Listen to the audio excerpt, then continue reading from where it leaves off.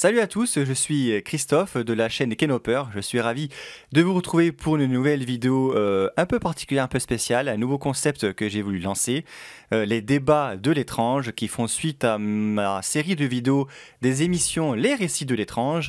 Alors le concept est très simple, on va prendre deux thématiques que j'ai traitées dans mon émission qui sont totalement antagonistes et on va discuter et le but est de voir qu'en fait ces thématiques ne sont pas si éloignées les unes des autres. Et pour ce premier débat de l'étrange, la thématique sera religion ou spiritualité, si et l'ufologie. Voilà, donc deux sujets qui semblent complètement, qui n'ont rien à voir en fait, hein, on peut le dire clairement. Mais vous allez voir que peut-être en creusant un petit peu, il y aura, on pourra trouver comment dire, des choses qui se rassemblent. Voilà. Voilà, vous avez attendu justement Julien qui est donc mon invité, mon premier invité qui a gentiment accepté de participer pour ce débat, à savoir est-ce que si un jour l'existence ovni est révélée par les gouvernements mondiaux, parce qu'en ce moment aux États-Unis il se passe plein de choses au Congrès, etc. Voilà. Est-ce que forcément les religions du monde monothéiste, essentiellement les trois principales, s'effondreraient comme on pourrait l'entendre, parce que ça remettrait en cause notre civilisation, ce en quoi on croyait, ce sur quoi nos civilisations se sont bâties, ou au contraire ça peut être complémentaire, comme moi je le pense, et je vous dirai pourquoi. Et donc cette fois-ci je donne la parole à Julien Paris, qui est donc mon premier invité, qui est professeur d'économie et gestion, si je ne dis pas de bêtises, c'est bien ça? Exactement, Voilà. c'est ça, exactement. Et qui a carrément écrit un livre voilà, donc je te laisse la parole et tu te présentes ton parcours, enfin voilà, tu te présentes rapidement si tu veux bien. Ok, très bien. Déjà, merci de m'avoir invité, puisque le sujet m'intéressait. Alors, moi, au niveau du parcours, c'est plutôt, j'imagine, ce qui nous intéresse aujourd'hui par rapport au parcours Tout à spirituel et fait. religieux. Donc, étant chrétien, ouais, depuis quelques années, donc il n'y a pas si longtemps que ça, ayant 33 ans quand même, l'âge du Christ, hein. Il n'y a pas de Euh, hasard. et du coup, il n'y a pas de hasard, on espère en vivre un peu plus Oui. longtemps, mais ce qu'il y a, c'est que moi, j'ai toujours été, je lisais Dobzhansky, je lisais des auteurs qui étaient plutôt très terre à terre, des auteurs russes de l'époque, voilà, quand j'avais entre 20 et 25 ans, de gens qui étaient purement athées, d'accord? Vraiment athée. J'ai toujours été athée aussi. J'ai été baptisé quand j'étais plus jeune, mais comme j'étais enfant, c'était pas, voilà, on m'a pas obligé à faire la communion, quoi que ce soit Comme moi là-dessus, d'ailleurs, oui. c'était très bien. Baptisé, mais Voilà, c'est pas aller comme plus la loin. plupart des familles. C'est ça, parce qu'on dit qu'il y a la protection dessus, enfin ça on y C'était viendra plutôt plus une tard, mais tradition, on va voilà, dire, pour nous maintenant. C'est plus une tradition que c'était, voilà. c'est ça, c'était une tradition. Ici, on est dans les PO, dans les Pyrénées orientales. C'était quand même assez croyant à ce moment-là. Bref. Mais ça s'est arrêté là. Et donc, ce qui m'a particulièrement inspiré, ce qui m'a touché, c'est comme souvent, j'en ai bien peur, mais on se rapproche parfois de la religion, soit par le plus grand des hasards, mais j'estime qu'il n'y a pas de hasard aux choses parfois. Et donc, je venais de me séparer de quelqu'un, une relation assez longue. Et je me suis mis à faire ce que je faisais quand j'étais avec mon père, quand j'étais plus jeune, c'est-à-dire aller en randonnée en fait. Donc, je partais souvent tout seul en randonnée. Ça a duré 2 ans comme ça, j'ai fait le tour des PO, pas tout évidemment, parce que c'est très grand chez nous, mais une grosse partie. Et ce qui m'a mis sur la voie, c'est que souvent je passais devant des petites chapelles, voilà, vraiment toutes petites, hein. Souvent c'était délabré, parfois c'était entretenu, dont une à laquelle je pense en particulier, avec une vue sur la montagne. Et je me rappelais souvent la phrase de Nietzsche que j'avais déjà en tête à l'époque, qui était Dieu et la nature. Bon, ça s'arrêtait là. Encore une fois, Nietzsche qui est voilà, particulièrement critique par rapport à la vision chrétienne, je rentrerai dans les détails plus Mhm. tard. Mais enfin bon, Nietzsche, ça reste quand même quelqu'un d'extrêmement pointu et intelligent. Et moi, quand j'étais mal à ce moment-là, je me suis dit, mais c'est vrai que la nature immense devant nous, la montagne, l'air, l'eau, la vie de manière générale, et souvent, quand tu montes, après un gros effort, tu as une petite chapelle. Et c'est vrai que même si tu n'es pas croyant, à ce moment-là, je ne le dis pas du tout, quand je disais j'étais vraiment athée 100%, plutôt même Bouffeur de pas curé, comme on veut dire. vindicatif, mais voilà, j'étais vraiment pas attiré par ça. Je te dis honnêtement, j'étais pas du tout attiré par ça, bon, je le rejetais un peu. Et au début, je suis pas rentré dans les premières chapelles, je ne voulais pas y rentrer. Ah, c'est à ce Donc point-là, j'avais vécu carrément. D'accord. ah ouais, je voulais pas, j'avais vécu le décès Hmm. de mes parents, donc c'est Oui, très dur. d'accord. Et je sais pas, je voulais pas rentrer, ça me disait rien. Et puis un jour, j'ai poussé la porte, comme souvent, et alors, est-ce que j'ai ressenti quelque chose ou pas, je ne saurais pas te le dire, mais le sujet m'a intéressé aussi parce que j'ai senti une sorte d'apaisement. Pas de bien-être, mais d'apaisement. Et c'était déjà pas mal, après avoir fait 2 heures de marche, c'est Mhm. déjà pas mal. Et cette vue, et souvent je me demandais, mais comment les mecs sont venus construire ça ici, au bout de la collée, avec aucun moyen à l'époque, à C'est dos sûr, d'homme, pas avec les mêmes cette moyens pierre que à nous dos d'homme. déjà, c'est certain. Bien sûr, nous on a des belles chaussures de rando, Et hors de encore, prix, parfois, on est bien machin. crevé en galère déjà. Et on est Ouais. épuisé, je te garantis qu'effectivement on est épuisé alors qu'on a l'équipement adéquat. Donc eux, et c'est ça en fait, comment la main de l'homme, ça l'a motivé à ce point. Et de là, j'ai commencé à lire des bouquins sur la solitude et la religion. Alors pourquoi la religion? Alors, c'était pas des bouquins de la religion, c'est juste que ça parlait de solitude, vraiment comment s'aimer seul, etc. J'ai fait un travail par rapport à ça sur moi-même, et la religion revenait très souvent. Et c'est ça qui m'a, si tu veux, donné envie de creuser plus. Mhm. Et par la suite, un autre bouquin qui avait rien à voir avec la religion, donc Même le silence a une fin de Ygritte Betancourt, Mhm. pas Ygritte Betancourt. Ah ouais, c'est qui était emprisonné chez les FARC, excuse-moi. C'est qui était chez les FARC. Il y a, Euh, je sais plus, je mettrai une incrustation le nom exact en bas de l'écran en ouais, post-prod je si veux bien, ça me merci. revient, mais je vois de qui tu parles, oui, effectivement. Voilà, même le silence a une fin, du coup, son bouquin, attends, d'ailleurs, je vais le retrouver, je vais pas trop long quand même. Et donc, son livre, en fait, donc elle était emprisonnée chez les FARC, elle a écrit là-dessus, Ygritte Betancourt, ouais, c'est ça, je sais pas pourquoi, Ygritte Betancourt, voilà. Ygritte Betancourt, donc cette histoire, on est en 2005-2006, je crois, je sais plus, Oui, ça où remonte un elle, petit peu c'est le maintenant, moment où elle oui. se fait, ouais, ça remonte un petit peu, elle s'est fait emprisonner chez les FARC, où, en grosso modo, elle a subi toutes les tortures, les viols possibles, imaginables, elle Toutes les explique dans son joyeusetés qu'on peut bouquin. imaginer dans ce genre de situation. Voilà, il la faisait bouger en pleine nuit, elle était affamée, assoiffée. Bon, bref, elle a vécu le martyr. Et en fait, cette femme, donc du coup, qui était journaliste française, qui parlait très bien espagnol, elle parlait parfaitement espagnol, la seule chose qu'elle avait à disposition, c'était quelques bribes de la Bible, hein. Et elle s'est rattachée à ça. Et elle a une façon d'écrire qui est fantastique, j'ai trouvé, dans la dignité, dans l'honneur, ce que bien des femmes devraient s'inspirer aujourd'hui. Et je trouve que elle a, euh, elle a réussi à mettre des mots sur des choses ignobles, inimaginables. Et la foi, Dieu, voilà, la foi chrétienne, l'a aidé clairement à tenir. D'ailleurs, c'est pas moi qui le dis, c'est elle qui le dit Mhm. clairement. Que sans ça, elle serait morte d'épuisement et tout ce que tu veux. Et ça, quand tu subis des années et des années de torture, ça m'a vraiment choqué, vraiment choqué. Dans le sens choqué, c'est-à-dire, est-ce qu'elle en fait pas trop? Et puis finalement, la scène finale du bouquin, je ne la dirai Non, ça pas, n'a aucun intérêt mais la pour ceux scène qui veulent lire finale le est, livre, effectivement. bien sûr, voilà, et j'encourage tous les auditeurs à aller le lire.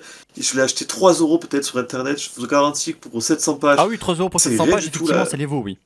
C'est C'est que rien. dalle, ça vaut vraiment le coup. C'est un livre d'occasion qui a trop d'années et la culture devrait être accessible à tout le monde. Et pour moi, 3 euros, c'est rien, 5 euros maintenant.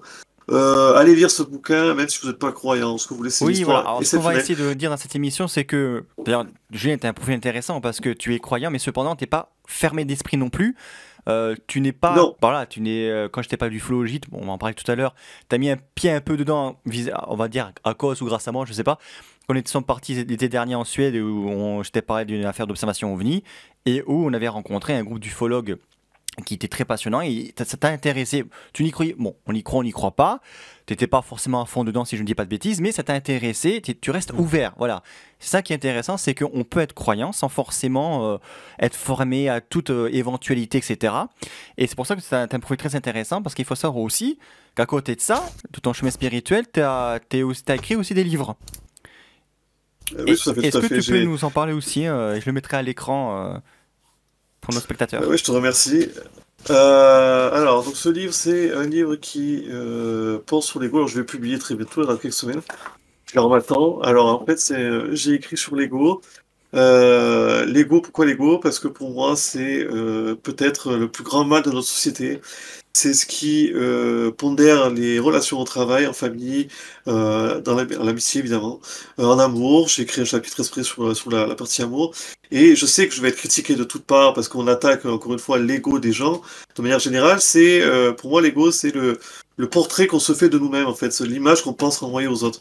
Et cette image, c'est comme si tu avais une petite voix qui te disait: «Mais non, t'es le meilleur, en fait, les autres, ils sont nuls, tu gagnes plus qu'eux, tu gagnes plus d'argent qu'eux, t'es plus beau qu'eux, si la nana qui est avec toi, elle est avec toi, c'est parce que t'es incroyablement intelligent Alors, et on peut dire que sympa». ceci a été Donc développé, l'ego nous pardon, je te coupe, emmène. mais aussi l'ego et aussi a été beaucoup exacerbé avec les réseaux sociaux aussi. Ah ben j'ai écrit pareil un chapitre exprès sur les réseaux sociaux, notamment Instagram, qui était à l'époque pour moi le pire réseau là-dessus. Alors il y en a pas un meilleur que les Alors, autres, on est TikTok, il d'accord. paraît que c'est pas Mais mal c'était maintenant, il a pris celui. le devant. TikTok, c'est de la folie brute, on est d'accord. C'est de l'ego. Je pense on a atteint un niveau vraiment que j'aurais jamais pensé atteindre.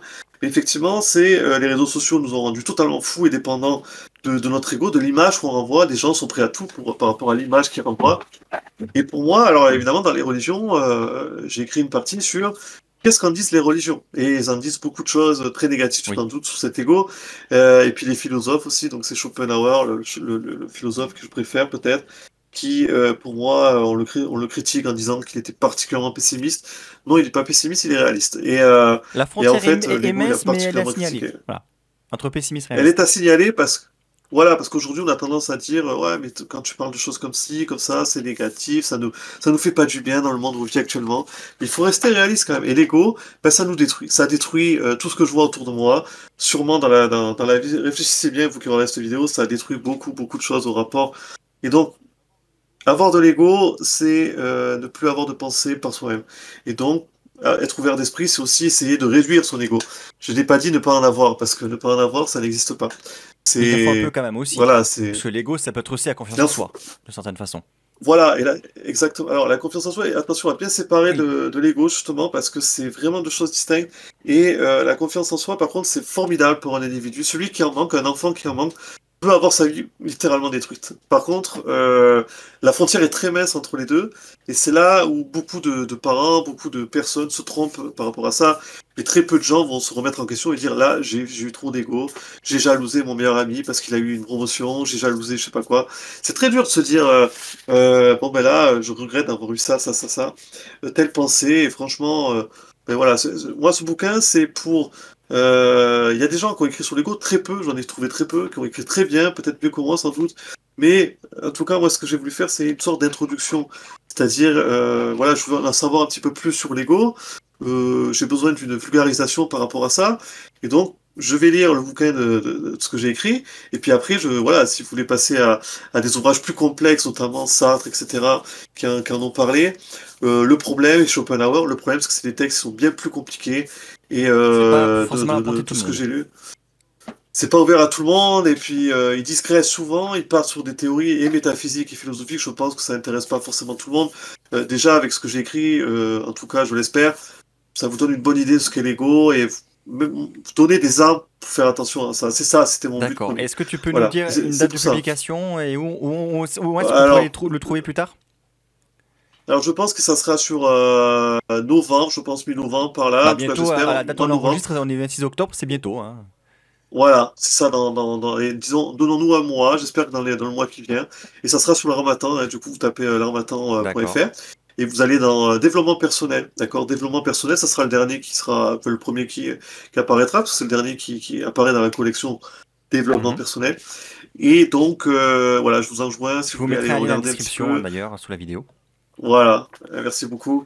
Et juste une petite info comme ça, je suis en train d'écrire, je suis qu'au début, je fais qu'une quinzaine de pages, sur, étant croyant bien sûr, mais sur les chrétiens qui ont marqué leur époque, et j'ai sélectionné une bonne dizaine de chrétiens qui ont été particulièrement marquants, alors que ce soit des faits par rapport à leurs actions Leur socialement, vie. au niveau de la guerre, voilà, au niveau de leur vie, au niveau de ce qu'ils ont pu faire de manière générale. Et j'ai voulu sortir un peu les sentiers battus, voilà, avec des personnes qui sont pas très connues. Et j'ai voulu remettre en avant justement ces gens-là qui ont marqué ça. Voilà, ça sera un bouquin qui aura encore rapport avec l'ego, mais bon, je Ah voulais mais quand c'est même bien, un petit peu en tu es très parler. Voilà. productif, hein, dis donc. Bah tu es dans- Ouais, j'essaye parce que là, dernièrement, je suis pas très, tu vois, il faut que je me flagelle parce que Ah mais ça c'est l'écrivain, c'est le problème je de l'ai, l'écrivain parfois, il y a des moments où il n'y arrive plus, où c'est pas possible, mais ça remontera.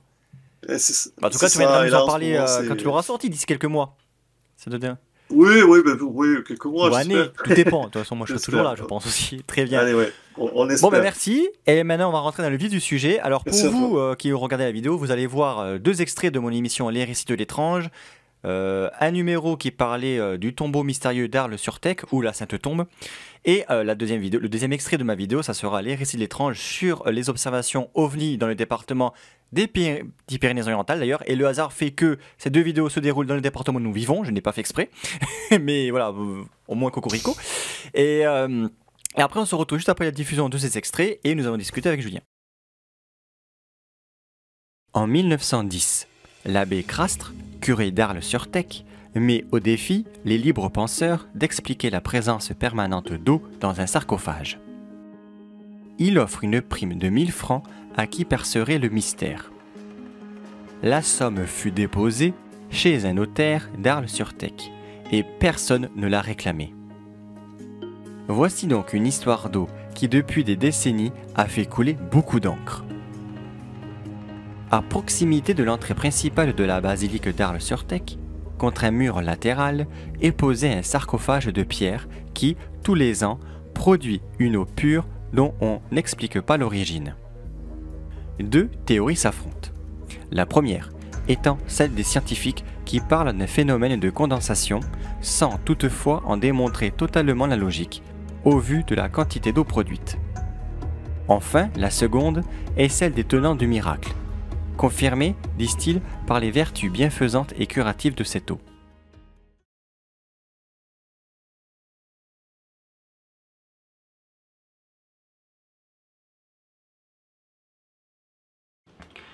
Nous partons maintenant pour un petit village abandonné qui a son lot de mystères et de légendes.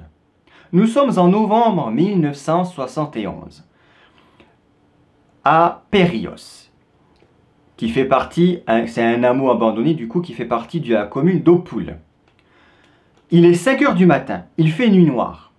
Jean-Louis roule en direction du village abandonné de Périos après Aupoul, avec son chien. Soudain, dans un tournant, une lumière blanche intense enveloppe sa voiture. J'arrivais ici, là, il n'y avait que cette lueur. Devant moi, il y avait cette lueur. Tu ne voyais plus le paysage? Ah non, non, non, j'étais pris dans cette... comme si cette clarté, cette lumière m'absorbait. J'aurais préféré continuer, mais je t'ai dit, mais je n'ai pas pu, je me souviens de rien. Jean-Louis se retrouve 1 heure plus tard en train de rouler dans la direction opposée vers Perpignan. 1 heure manquante sans aucun souvenir. De retour sur les lieux quelques heures plus tard accompagné d'amis policiers, ils cherchent ensemble à comprendre ce qui avait bien pu se passer dans cet endroit désert, exempt de toute habitation ou éclairage public. En 1971, ce chemin qui est une impasse ne menait qu'à un village abandonné depuis les années 1950. Nul habitant, nulle installation électrique n'était présent à plusieurs kilomètres à la ronde. Malgré des investigations sur le lieu, rien n'a été retrouvé, qui pourrait expliquer la source de cette lumière intense blanche et les causes de cette mission time, comme on appelle, ou le temps manquant.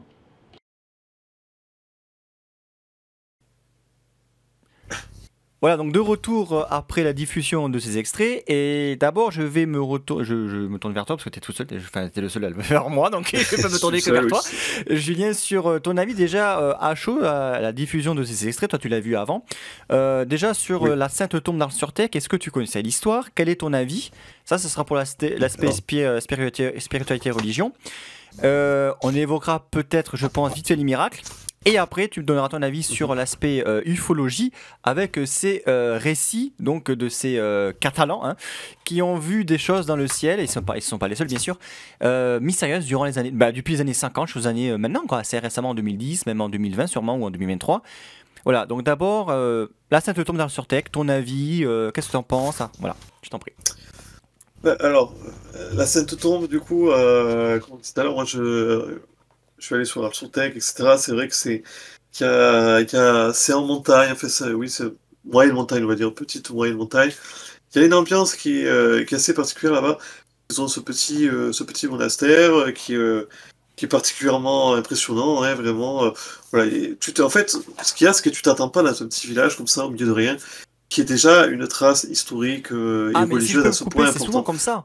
Parce que par exemple, je sais pas si tu connais, bon, Rennes-le-Château, c'est le curé qui a été particulier, c'est Oui, un bien petit sûr, village oui, oui, paumé. En Bretagne, dans la forêt bien sûr. brocéliande, il y a le curé, je sais plus comment il s'appelle, qui a rénové une vieille église qui est un petit peu ésotérique, Oui, j'en ai entendu parler. voilà, où ça parle beaucoup du Graal et compagnie. Donc en fait, c'est souvent dans les petits endroits quand même isolés qu'il y a souvent des choses qui sont faites, ouais. Tout à fait. Mais moi, en fait, ce que je veux dire par là, et je pense que tu me rejoindras, c'est ne négligez pas les endroits qui vous paraissent inintéressants au premier abord. C'est-à-dire, bon, c'est un petit village, il y a quoi? Il y a même pas 500 habitants. Et vous pouvez vous dire, je vais tracer ma route et puis on s'en fout, je vais aller un peu plus loin parce que ça m'intéresse pas, etc. Et je vous assure que on peut découvrir parfois des merveilles. Enfin, en France, déjà, on a la chance d'avoir un patrimoine culturel et historique qui est quand même Oui, tout à assez fait. énorme, hein, vraiment. Et je sais que on est pris par le stress de la vie moderne aujourd'hui et il y a l'essence, ça coûte cher. Bien sûr, on est tous dans le même sac.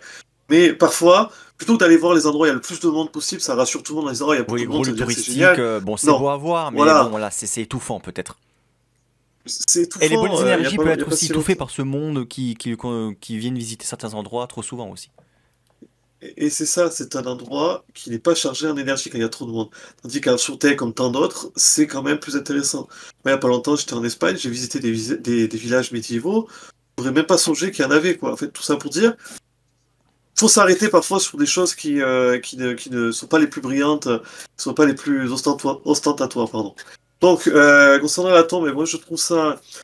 Alors, moi, j'ai pensé à l'eau bénite, hein, je te dis honnêtement, à l'eau bénite. Alors, bien sûr, il y en a qui croient, il y en a qui croient pas. Aujourd'hui, dans les églises, on en met de moins en moins l'eau bénite. D'ailleurs, je Oui, sais bah pas si tu d'ailleurs, savais. oui, Parce j'ai qu'il y a, visité une église de mon village, là, de ma ville, et pour les gens du patrimoine, et il n'y a ils plus n'en d'eau dans mettent les eaux plus. bénites. Alors pour moi, c'était pour des raisons, les raisons évoquées, c'était en raison du vandalisme, malheureusement. Eh ben oui, c'est ce que j'allais y venir.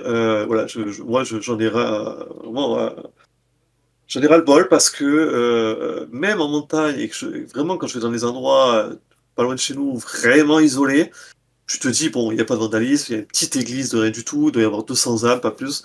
Non, c'est fermé. Je n'ai pas la possibilité d'aller à la mairie, demander la clé éventuellement, s'ils veulent bien me la Surtout qu'au donner, dernier moment, ils le temps que refusent je en prie, général, vous la etc. mairie est fermée, enfin voilà, c'est un bordel quoi. Bien sûr, j'étais en randonnée, là, leur dire, bon, écoutez, vous pouvez avoir la clé, s'il vous plaît, ça ne marche quasiment jamais. Et c'est vrai que ça, par rapport à ce que je fais à côté, ma passion, le vandalisme, c'est le pire des fléaux, Oui, parce et que pour saccager. précision, tu fais l'urbex aussi. D'où le fait que. Je Voilà. vais de l'urbex depuis maintenant un peu plus d'un an. Et effectivement, tout est lié, on en parlera plus tard, aussi, tout ce qui est énergie, etc. Et c'est pour ça aussi que je reste ouvert à toutes ces choses-là, parce que il y a des choses qu'on peut pas forcément expliquer. Et quand vous visitez des lieux abandonnés comme je fais, donc des châteaux, des maisons, des hôtels, peu importe, des maisons, il y a la personne qui a laissé son empreinte, qu'on le veuille ou non. Pour moi, on ne peut pas le négliger, il faut le vivre, il faut vraiment faire de l'urbex régulièrement pour s'en rendre compte. Toujours est-il, du coup, pour l'Obélie, tu as répondu, c'est le vandalisme. C'est pour moi catastrophe, ça prouve aussi qu'on n'a plus de valeur sur rien. Alors, ça ne veut pas dire que je cautionne le fait de casser un hôtel et pas une église, c'est pas ce que j'ai dit. Parce que dans les deux cas, ça me fait extrêmement mal au cœur. Je dis juste que pour moi, ça porte le malheur d'aller saccager une vierge, je sais pas quoi, et pourtant, visiblement, il ne se gêne pas. Et qu'on ne me dise pas que ça date d'aujourd'hui, ça date d'il y a un certain nombre d'années. Voilà.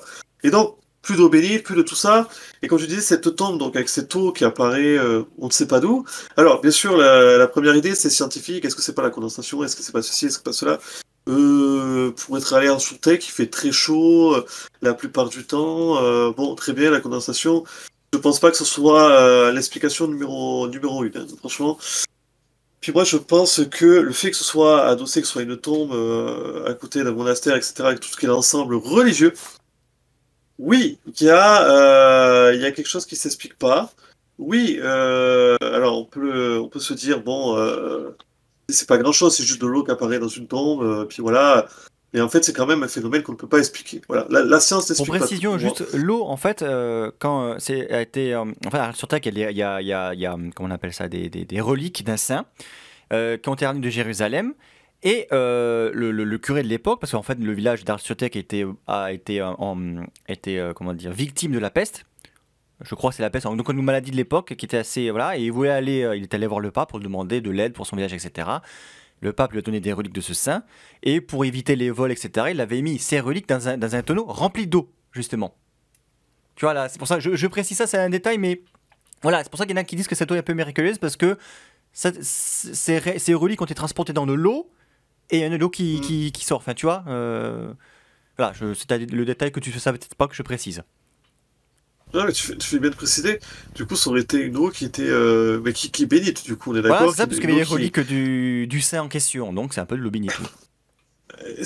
Voilà, c'est un saint, donc. Je sais plus le nom, je le rajouterai en incrustation post-prod, parce que je l'ai plus en tête, mais c'est dit sûrement dans ma vidéo, de toute façon, au pire. Ouais, ce genre d'eau, tu vois, on dit qu'il faut pas avoir de l'eau de pluie, je sais pas quoi. Moi, ce genre d'eau, tu me la donnes, ça me dérange pas de l'avoir. Hein. Je veux dire, même si elle sort de je ne sais où, ça me dérangerait pas de l'avoir parce qu'il y a l'aspect symbolique derrière. Et oui, il y a des choses, c'est comme l'apparition de la Vierge à Lourdes. Bon, Ou à plein voilà. d'endroits aussi, à Il y a des choses Fatima, la Salette. Fatima, bien sûr, voilà. Les bergers, les enfants là qui ont vu ça. D'ailleurs, c'est souvent les enfants qui voient ça, pardon, là je te coupe aussi, c'est souvent les enfants parce que c'est à l'âge où on est censé être innocent et que les adultes sont corrompus, etc. Enfin, c'est beaucoup d'enfants qui voient et qui ont vu les apparitions de la Vierge. Hein. C'est rarement les adultes. C'est vrai parce que est-ce qu'ils sont Mais plus purs sains? encore. Ils ont pas encore, voilà, ils sont plus purs les Comme enfants. On l'eau dit qui que sort c'est de. quand même Voilà, quelque c'est ça, chose. c'est pureté, la Voilà, notion. faisons l'analogie. Exactement, c'est une eau. On est proche de la montagne, c'est une eau qui, j'imagine, il faudrait l'analyser, etc. Mais en attendant, voilà, elle est pas censée apparaître ici et dans un tombeau comme ça. Et donc, moi, j'estime que parfois c'est un signe de quelque chose qui se répète. Et qui est un objet aussi précieux dans un petit village comme ça, peut-être a raison pour quelque chose. Peut-être a raison, sachant aussi qu'ils ont le Tech, hein, c'est pas pour rien que ça s'appelle un sous-Tech, la grosse Ah, rivière c'est qui le passe fleuve, à oui. côté.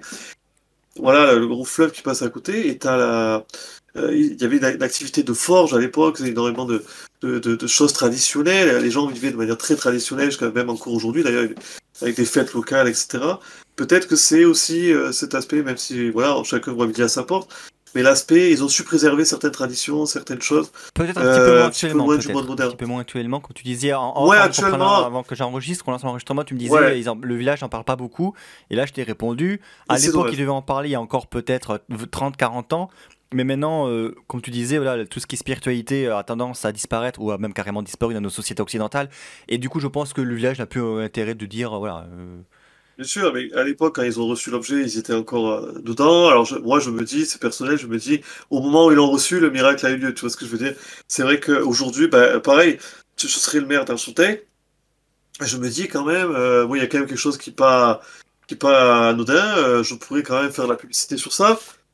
En tout cas, montrer aux gens que ça existe, quoi. Parce que ben, c'est pas quelque chose de commun, mais non, ça c'est maintenant c'est quelque chose comme tu dis, il y a plus de spiritualité forcément et on voit ça comme un petit détail, un petit truc Du anodin, folklore. amusant, voilà.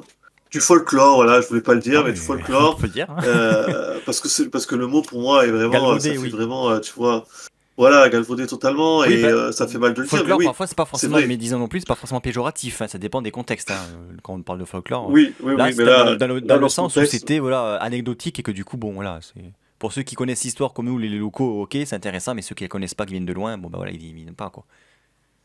c'est dommage parce que là, encore une fois, même locaux ou pas, moi, tu vois, j'étais même pas au courant de cette histoire. Hein. Je disais tout à l'heure, je sais qu'il y avait cette abbaye, etc. Je l'ai vu.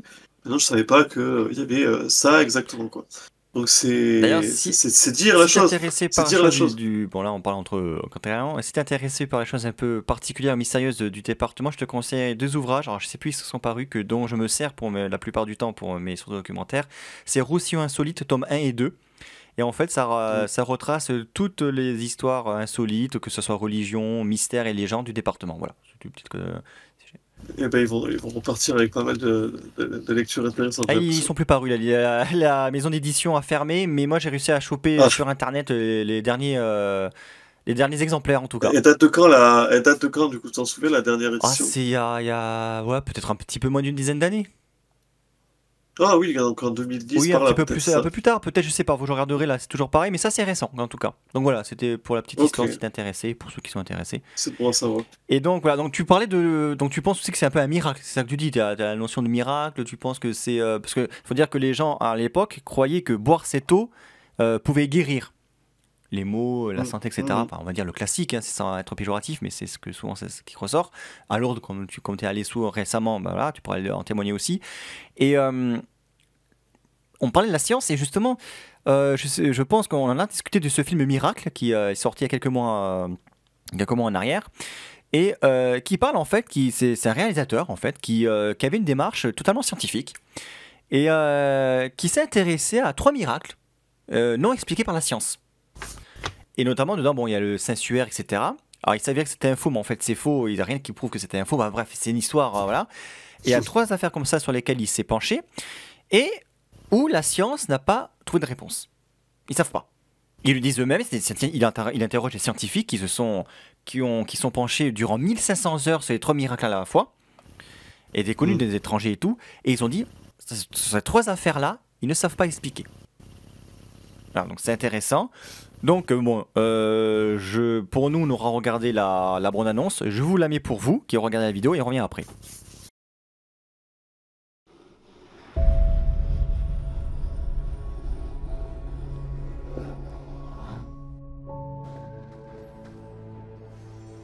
Personne, aucun cerveau humain n'a réussi à ce jour à écrire une œuvre avec 750 personnages qui, par ailleurs, ont tous réellement existé. J'ouvre le livre, c'est authentique. Mon orgueil de scientifique a été totalement écrasé à ce moment-là. On est vraiment devant un objet impossible, têtu, qui n'arrête pas de parler, et de parler aux scientifiques, parce que ça leur est vraiment, vraiment destiné. Ça n'est d'origine ni minérale, ni végétale, ni animale. C'est 16 000 pages de cahiers manuscrits. C'est une caméra et c'est un micro qui a été plongé dans le temps et dans l'espace. ¿Ustedes sabían eso de los ojos y todo eso? No, no lo sabía. En las 2 córneas aparecen 13 pequeñas imágenes. Pueden ser reconocidas históricamente. C'est tellement vertigineux, tous nos repères volent en éclats. Or, on a 2 camps, les pros et les anti. Je vois pas l'intérêt d'être pro ou anti. On est scientifique ou on l'est pas.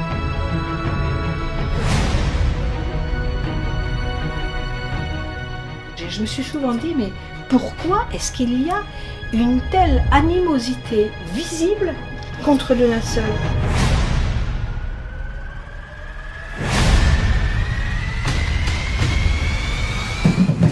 C'est vraiment le jour et la nuit, ces 2 tissus. Chaque élément est vérifié scientifiquement. On a toutes les preuves depuis 2005 que la datation n'est pas fausse, elle est invalide. C'est quand même un ensemble de découvertes scientifiques absolument incroyables. Et c'est pas contestable, c'est pas contestable.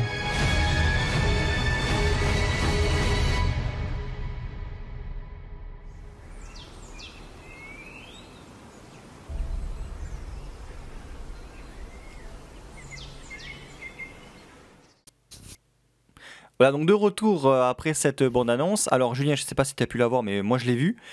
En gros, voilà, donc je te résumé l'histoire. On voit donc les extraits de vidéos où ils témoignent des scientifiques, où on les voit travailler, etc. sur les différents miracles. Et ils disent, eh ben, l'essence du film, c'est on ne comprend pas. Voilà. Donc, je trouve que c'est très intéressant parce que c'est rare quand le domaine scientifique accepte de ne pas savoir. Mais en fait, nous en France, on est issus des siècles des Lumières, des Lumières, pardon, de Descartes, etc. Le siècle des Lumières, c'est très paradoxal parce que maintenant, on a plutôt les lumières éteintes, j'ai envie de dire. Hein.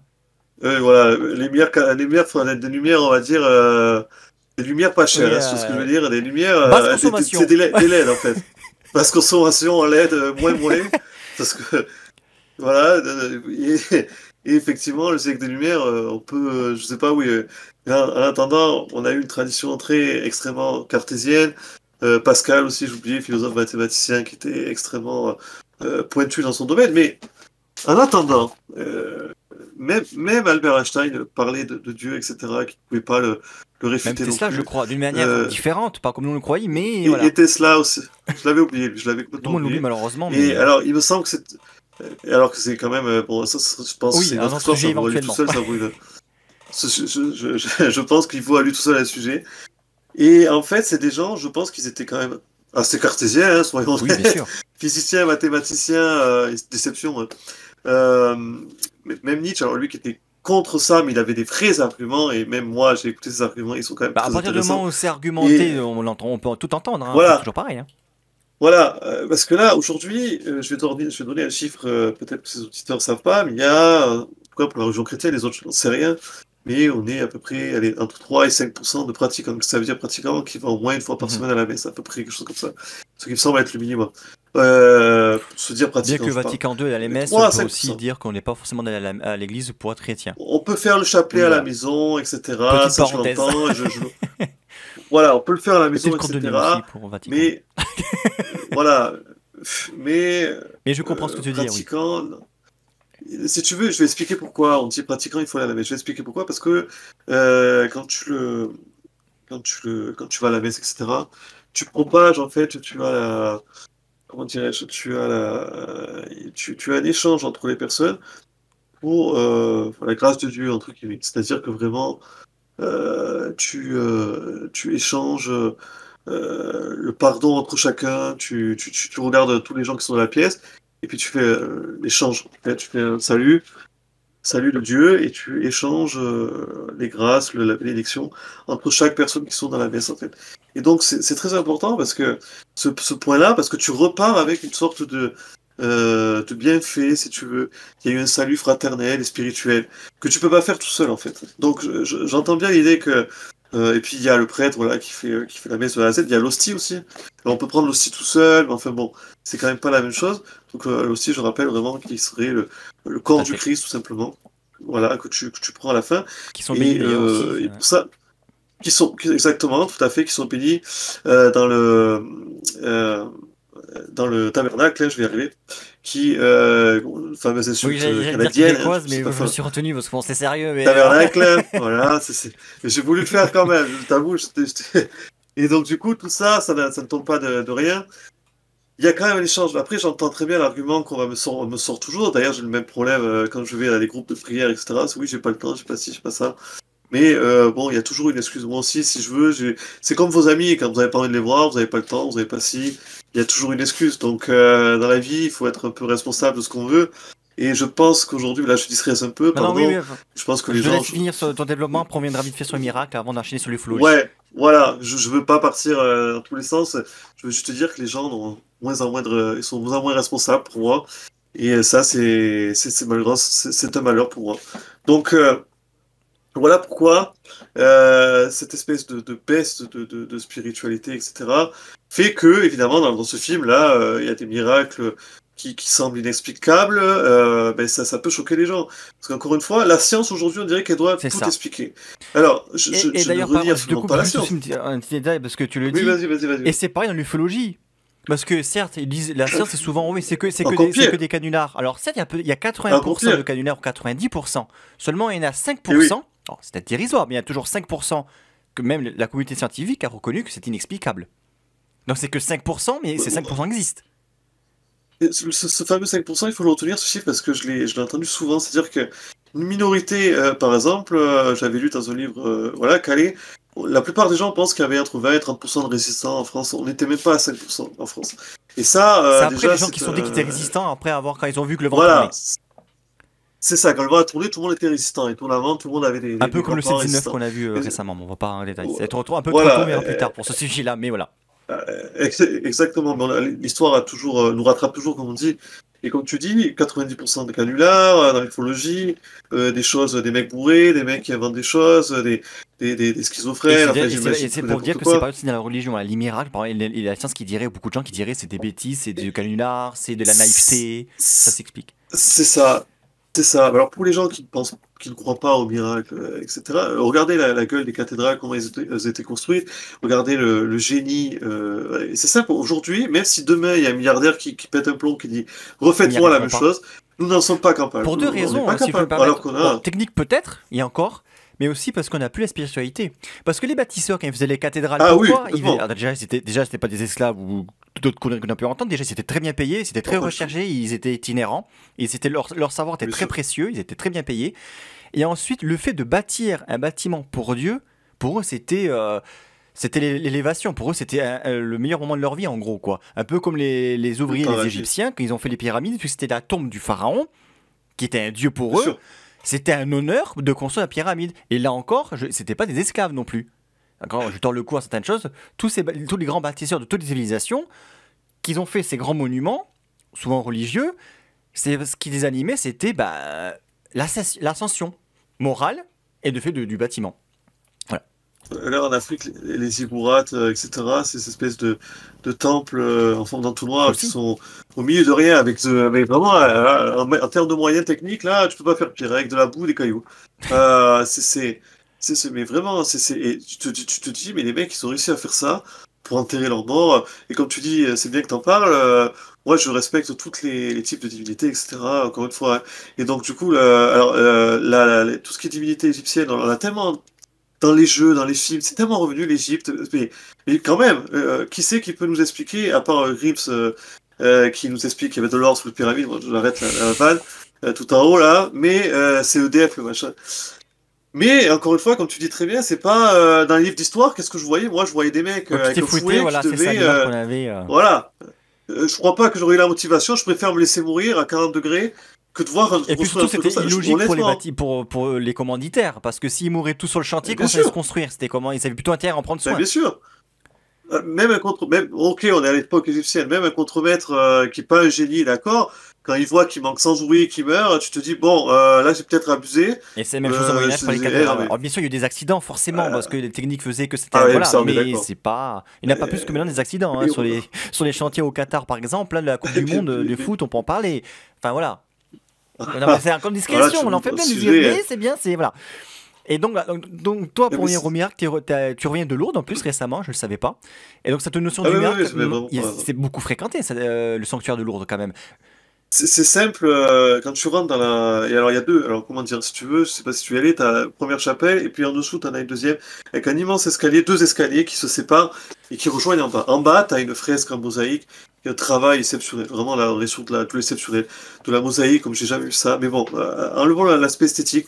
Quand tu rentres dans les... En fait, tu as des blocs de marbre qui sont servis de piliers, et dessus, c'est daté en plus, 1970, 1960, ce que tu veux, dans les blocs de marbre a été gravé « Merci pour tel miracle, merci pour telle chose ». Je te promets qu'il y en a des centaines, il y en a peut-être 1 millier là-dedans. Parce que évidemment, j'ai pas tout lu, c'est gravé tout le long dans la chapelle. Au siècle du il y en a partout. Et ça manque tout à fait, ça manque tout à fait. Alors, c'est pas la plus haute que j'ai vue, honnêtement, c'est pas la chapelle la plus haute que j'ai jamais vue, mais n'empêche que ça fait des dizaines de mètres, donc toi, t'es là, évidemment, tu vas pas tout lire, tu lis celles qui sont en hauteur d'homme, et je peux t'assurer que c'est gravé, les noms sont tous différents, la sonorité... parce que voilà, mais c'est très intéressant, mais... Et les plaques, il y en a même des plaques récentes. La plus récente de quand 2010. Alors, je crois que la plus récente, je ne fais pas de tir de bêtises pour les auditeurs, j'en ai aucune idée, mais j'ai vu passer 2005, 2006 jusqu'à 2010. C'est récent, à l'histoire de l'histoire, c'est récent. Et donc ça veut dire que paradoxalement, contrairement à ce qu'on pouvait dire, c'est que les gens quand même croient au miracle. Parce que même actuellement, Lourdes est quand même... Il y a beaucoup de monde, et je pense que parmi les gens que tu as vu croiser sur le sanctuaire, il devait y avoir aussi des curieux ou des visiteurs qui voulaient simplement voir la beauté du lieu, peut-être, mais ça attire quand même. Ah oui. Il y avait plus d'étrangers que je... Alors, non, j'exagère. Il y avait peut-être... il y avait énormément de pays qui sont croyants, évidemment. J'ai quand même trouvé... Fallait le faire, quand même, hein, tu vas rigoler. Il me semble que c'était un groupe... Il y a le chemin de croix qu'on appelle. Tu sais, le chemin de croix avec les 15 stations et le tombeau du Christ. Alors ça aussi, j'en parle parce que je l'ai fait récemment. J'ai fait le chemin de croix. On était très très peu nombreux dans le chemin de croix. Il y avait que des groupes. J'étais le seul mec qui était tout seul à ce moment-là. Je n'ai vu que des groupes d'écoles. Il y a un groupe d'écoliers, et puis après c'était des groupes qui venaient pour faire le chemin de croix. Voilà. Mais on était peut-être 2 ou 3% à faire le chemin de croix. Tout le reste, je veux passer un message là-dessus. Tout le monde se prenait en photo. Lui devant la cathédrale, dans la cathédrale, s'il vous plaît. Lego, voilà, j'écris sur Lego. Alors moi je suis en train de lire parce qu'il t'explique tel monument par qui il a été fait, comment il est fait. Je suis en train de lire, et il y a un mec qui s'arrête, qui se prend en selfie, alors je peux même pas avancer, je commence à m'énerver. Voilà, c'était insupportable. Et alors, les gens déjà c'est irrespectueux, soyons honnêtes. Et deuxième chose, se prendre un selfie pour dire regardez, je suis à la Lourde, on n'en a rien à cirer. Et venez pas pour ça, franchement. Moi, si j'étais eux, je mettrais un brouilleur qui empêche le téléphone de fonctionner, j'en sais rien. Évidemment, il y avait des gens qui priaient, mais c'était la minorité. Et puis le chemin de croix, c'est pareil, j'aurais aimé voir plus de monde, parce que le chemin de croix, c'est quoi? Il faut monter, ça monte comme ça, il faut souffrir comme le Christ a souffert, tu vois. Et moi, je suis allé très très vite, j'ai marché très vite pour essayer d'être épuisé comme le Christ lui-même a souffert. Et donc oui, comme je disais, quand tu rentres dedans, j'ai vu de tout. Et la plupart des gens, même si je n'écoute pas toutes les langues, donc il y avait des Brésiliens, tout ce qui est Amérique du Sud, l'Argentine, et j'ai trouvé un groupe, il me semble, j'ai vu le drapeau suédois. Ah, comme quoi, donc nous revenons de la Suède. Et ils ont de belles églises. Oui, il y avait qu'on peut accéder à une journée parce qu'elles ne sont pas fermées, parce qu'il n'y a pas de vandalisme. Passage. Elles sont géniales, elles sont géniales. Il y a pas de. D'ailleurs, c'est ça qui me manque, c'est que elles sont relativement ouvertes, la plupart, et surtout dans un état, personne n'aurait l'idée d'aller vandaliser ou voler là-bas. Dans mon village, qui est fermé tout le temps, à part pour le journée du patrimoine et les messes, le statuaire, il y en a une ou deux statuaires qui sont cassés. Hein. Pourtant, c'est un village de 8000 habitants. Hein. C'est une honte. Il y a des gens qui ont volé pour les revendre à je sais pas qui. Bref, tout ça pour dire, ces nationalités, elles sont toutes là, et la plupart, j'ai assisté à une messe aussi, donc du coup à Lourdes, et je pense que, et ce lieu, il est particulièrement pour ça, en termes de miracle, c'est Lourdes, quoi. Les gens viennent demander une guérison, voilà, ou une fortune, ou quelque chose comme ça, mais en tout cas, ils viennent pour demander un miracle, soyons honnêtes. Et ben, je peux t'assurer que même en 2023, il y avait du monde de partout. Effectivement, ça n'a pas changé ça. Et puis moi, je me mets à la place d'un Brésilien, un Suédois ou qui tu veux. On a Haute-Garonne, faire autant de kilomètres pour. Tu viens pas comme ça si tu crois pas un minimum, ou alors t'es vraiment fou. Bon, après, il faut dire que l'Amérique du Sud est très croyante encore. Ils sont extrêmement croyants, mais ils vont se taper 10 heures d'avion pour venir à Haute-Garonne, juste à ce moment-là. Et ouais, il faut vraiment avoir la foi. Il faut. Et puis. Les maisons que j'ai visitées en Urbex, etc., j'ai trouvé énormément d'affiches religieuses, de Christ, etc. À l'époque, c'était extrêmement croyant là-dessus. Donc il y avait tout un... Quand tu te balades dans la région, en fait, tu vois des croix, etc., au bord des routes. Enfin, ça reste... Voilà, tout est imprégné, comme l'Italie aussi, que j'ai la chance de faire. Ou la Vendée aussi, qui est très marquée par les massacres républicains, il y a des croix partout aussi. Bien sûr. Tout à fait, tu fais bien d'en parler, ils ont subi quand même quelque chose, la planche Hermine, etc. Il faut, on parle de choses qui sont intéressantes, on parle d'histoire. Oui, mais ça en lien à ce que tu disais, c'est pour ça que je me permets de rajouter certaines choses, parce que ça me vient pendant que tu parles, je t'écoute, et voilà, il y a des choses qui me viennent. Il y a des régions comme ça qui sont plus marquées, et peut-être qui sont plus croyantes pour des raisons historiques, et, voilà, notamment la Vendée en fait partie. Tout à fait. Et voilà, tout à fait, il y a des régions, et je pense que n'importe quel croyant devrait aller visiter ces régions. Vous y verrez quelque chose qui sort du lot. Et donc oui, pour répondre par rapport au film... après, on n'a pas encore vu, hein, mais voilà, juste la bande-annonce et les synopsis, voilà, on sait de quoi ça parle. Hein. Voilà, juste pour la bande-annonce, je pense que tout le monde a compris de quoi ça parlait. Moi, je crois encore, oui, qu'effectivement, il y a encore des gens qui croient à ces fameux miracles. Alors par contre, pourquoi ces miracles adviennent de temps en temps, ça évidemment je serais incapable de le dire. Est-ce que c'est juste, pas juste, j'en sais rien. Les apparitions de la Vierge, par exemple, on n'en a plus depuis des décennies. Pardon, la dernière c'était à Fatima en 1917, je crois, si j'ai pas de bêtises. Ça remonte, hein. Ça fait quasiment 100 ans, il n'y en a plus. Et pourtant, on vit des temps troublés. Mais après, si on croit la légende de Fatima et de l'apparition, elle nous avait prévenu. Et que maintenant on peut considérer qu'elle ne vient plus parce que maintenant on se démerde en gros. Je dis ça. Exactement, c'est comme Nostradamus avait parlé, il me semble, de 3e guerre mondiale. Est-ce qu'aujourd'hui on peut pas parler. Alors pour moi, étant en économie, je pense on est dans une guerre économique, clairement, et des ressources naturelles. De l'information, effectivement, qui est une nouvelle guerre qui est sans précédente. Goebbels à côté pour les rabier. Goebbels serait content de savoir comment la communication de l'Union Européenne et de la France est faite, hein. Il est là, même lui se dirait Nine, c'est trop, arrêtez. Même lui sur YouTube, c'est pas tant pis, je comprends, c'est pas grave. Même lui, il va dire. Et même George Orwell n'aurait pas imaginé que son bouquin en 1984 aurait pris telle proportion. Mais bon, tout ça, c'est d'autres sujets qu'on pourra évoquer parce que malheureusement le temps il passe et je vais pas. Ça se dérange pas pour la première. Merci pour ton avis en tout cas. Et maintenant, on va passer donc sur l'aspect ufologique. Et on va. Oui. Alors là c'est un peu particulier parce que c'est moi qui t'ai mis dedans, si je puis me permettre. Je résume rapidement l'histoire. Tu me dis si je me trompe. De manière générale, tu connaissais un peu l'ufologie, tu savais à quoi ça consistait, les ovnis, les hommes verts, etc. Mais tu t'es pas intéressé plus que ça. Très voilà. Non, pas du tout. Voilà, tu savais en gros ce que c'était, mais tu t'es pas intéressé à ça. Et moi, oui. Et parce que moi je crois en tout en fait, comme toi t'as la porte ouverte à tout, moi je crois en tout. Et moi l'ufologie ça me passionne pour diverses raisons. D'ailleurs sur ma chaîne je parle beaucoup d'ufologie, etc. Même dans les jeux vidéo, tous les jeux où ça parle d'extraterrestres je les fais. Et j'ai appris une histoire avant de partir en Suède, donc l'été dernier tous les deux. Mais récemment, avant qu'on parte, tu l'as déjà dit, c'est encore un hasard comme quoi, parce que je la connaissais pas juste un mois avant quoi. De cette observation ovni qui s'est déroulée dans le sud de la Suède, près d'une localité d'Angelholm, dont la vidéo est sortie récemment en version française, petite pub. Et donc je vous invite à la regarder pour l'histoire complète. Et j'ai appris cette histoire et je me suis dit, ah, c'est bizarre, où se situe le lieu exactement d'Alain Omwa? Et il s'est avéré que ça se situait pile poil sur notre chemin. Donc j'ai dit, bon bah écoute, je te propose d'y aller. T'as dit, ok, bon toi t'es dit, tu ouvert à tout, donc pour voir des choses différentes, donc il n'y avait pas de souci, on y est allé. Et ce jour-là, le jour où on est allé, on ne devait pas y aller ce jour-là, on devait aller le lendemain. Et on est passé à côté, tu m'as dit, écoute Christophe, on va s'arrêter maintenant, on passe à côté, pourquoi y aller demain? Ok, donc on s'est arrêté tout. Et là, on s'est perdu une première fois. Ça c'est important, je pense que chaque moment était important aussi à ce moment-là, comme quoi on était peut-être guidé aussi. On se perd, donc on fait un aller-retour sur le chemin qui mène dans la forêt qui mène au monument ufologique. Et on s'est perdu, alors que franchement, quand je revois l'entrée, c'était bien indiqué en plus, hein. Mais on l'a pas vu. Franchement, moi aussi, quand j'ai revu l'entrée à la fin, je me suis tapé dans tout ça. Un grand panneau, une arche et tout, UFO, monument UFO. Enfin, je veux dire, on l'a fait exprès, mais en fait, non, on l'a pas trouvé. Donc, on a fait le retour. Et au retour, quand on revenait sur nos pas, et là, on voit un groupe de personnes qui nous regardent. Et on voit un grand panneau blanc. Tiens, on va aller là, on va lire ce qu'il y a sur ce panneau. Et en anglais, donc c'est toi qui as fait l'interlocuteur, parce que moi, j'y bite pas un mot, enfin, très peu. Et il nous dit, en gros, il me voit la caméra en main. Il me fait, vous filmez là pour rigoler? On dit non. Et de fil en aiguille, on lui dit qu'on est venu pour voir le monument ufologique, il se met à discuter avec toi. Moi, il a vite compris que je parlais pas anglais. Et il se met à discuter avec toi, il te raconte l'histoire que je t'avais racontée brièvement, mais lui, dans les détails, voilà, et c'est tellement détaillé et tout, et tellement tu avais senti la passion de cet homme-là et de ses collègues aussi, parce qu'on a son collègue qui était un ufologue qui fait des recherches depuis 40 ans.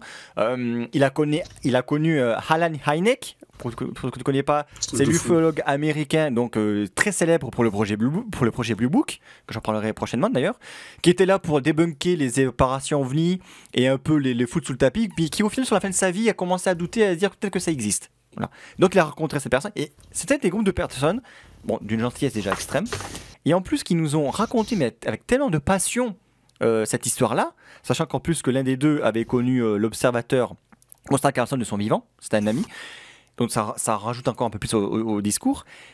Et je t'ai posé la question à la fin de cette rencontre qui a duré 2 heures, à peu près, on devait là pour 10 minutes, hein. Je devais faire 2-3 plans, 10-15 minutes et je devais partir, parce que c'est un truc en béton, on fait le tour en 2 minutes et c'est fait, hein. On est resté 2 heures.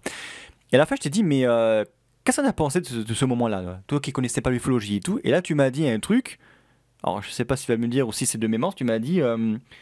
En fait, tu croyais pas tout, mais parce qu'ils avaient la passion, etc., tu trouvais ça intéressant. Tu n'étais pas fermé. C'est en gros l'idée. C'est ça. C'est ça. Honnêtement, tu as bien expliqué de toute façon ce qui s'est passé.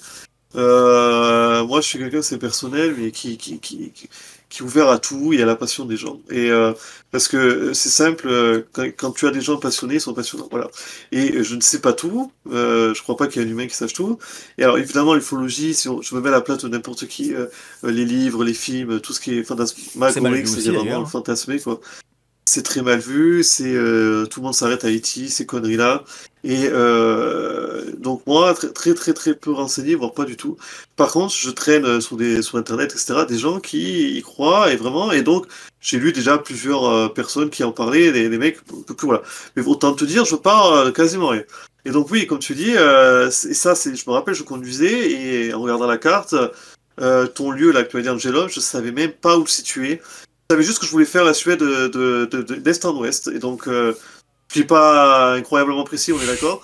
Et juste en regardant ma carte, je vois, et ça c'est aussi un hasard parce que je la regarde pas tout le temps, je vois marqué Angelholm, j'ai vu les panneaux après sur la route. Les panneaux sans arrêt, mais souvent ils apparaissaient comme quoi c'était vraiment dire c'est bon, arrêtez-vous parce que là ça apparaît trop souvent. Très surprenant ça. Ah ouais, moi je te dis honnêtement, je me suis dit bah jamais on va afficher un petit bled comme ça. C'est souvent, ça intéressera personne. C'est 20 000 habitants à peu près Angelholm actuellement. Ouais, pas si mal, mais que nenni, je me suis dit, bon, truc d'ufologie, il doit y avoir 2-3 pelés. Mais non, pas du tout, je me suis vraiment... et puis les gens, je vais y venir, mais effectivement, il arrive en expliquant, c'est le fait aussi que tu avais la caméra à la main, vous voyez qu'il cherchait ça a contribué pas mal parce que de toute façon, il a vu, je pense, qu'on était ouvert, qu'on était étrangers, tout ça, et qu'on n'était pas là pour. Tu sais, la plupart des gens auraient pu dire, écoutez, ça m'intéresse pas votre histoire, on est là juste pour filmer et d'ailleurs, faire justement, foutre, quoi. comme tu disais pour Lourdes, qui se filmait ou quoi, qui se prenait en photo, sur le monument ufologique, il y a des gens qui c'était connu, des gens qui visitaient, mais ils restaient 2 minutes, ils prenaient 2-3 photos, ils se barraient. C'est ça. C'est ça, tandis que toi, j'ai vu, t'as fait le tour, à un moment donné, je te voyais plus, parce que tu parlais avec lui. Moi, j'étais parti ailleurs aussi, pas sa langue. T'es parti ailleurs, hein. T'étais vraiment parti ailleurs. Et moi, en fait, ce qui m'a, et ça, je te l'avais dit plusieurs fois, ce qui me fait kiffer dans la vie, ce que j'adore, c'est partager et voir les gens kiffer ce qu'ils font, en fait. J'adore voir les gens à vraiment prendre plaisir à faire ce qu'ils aiment, quoi. Et comme moi avec l'Urbex, je pourrais en parler 3 heures si tu veux, parce que je sais ce que c'est que d'être passionné, donc et je respecte infiniment les passions de chacun. Voilà, je serais pas du genre à dire. Et donc le hasard a voulu, donc comme tu le dis, une multitude de hasards, mais qui, on va y venir après, pour moi, sont pas du hasard. Hein. Puis à la fin, la phrase qui m'a sorti, elle est quand même extraordinaire. La phrase qu'il avait sortie, cet ufologue, voilà, en disant peu importe à ce qu'on croit, c'est pas du hasard. C'est comme s'il avait lu dans mon esprit, parce que je pensais la même chose, quasiment au même instant. Je pense que c'est le même que tu parles, c'est Matt Nelson, qui me disait c'est l'appel de la forêt. Pour lui, c'est la forêt, pour toi, c'était un autre appel, mais c'est l'appel spirituel. Voilà, c'est ça, et l'appel de la forêt, pour moi, l'animisme, donc c'était la première religion qui a existé dans l'humanité, croire aux esprits, aux animaux, ça aussi j'y crois, tu vois. Et comme je crois aussi au bouddhisme, alors tu vois, chrétien, mais j'aime beaucoup le bouddhisme, l'appel de la forêt, tu vois, j'ai pas pensé sur le coup, j'avais oublié qu'il y avait ça. Toute spiritualité. T'es axé sur une en particulier, mais rien ne t'empêche de... Ah oui, c'est bien sûr. Voilà, si tu veux, j'ai ma religion, et puis j'ai d'autres formes de spiritualité, parce que spiritualité, ça veut dire tout ce qui n'est pas matériel. Moi, attention, évidemment, j'aime les belles choses que tu veux, mais je n'ai pas les moyens, et je n'ai pas envie de me battre pour ça, en fait.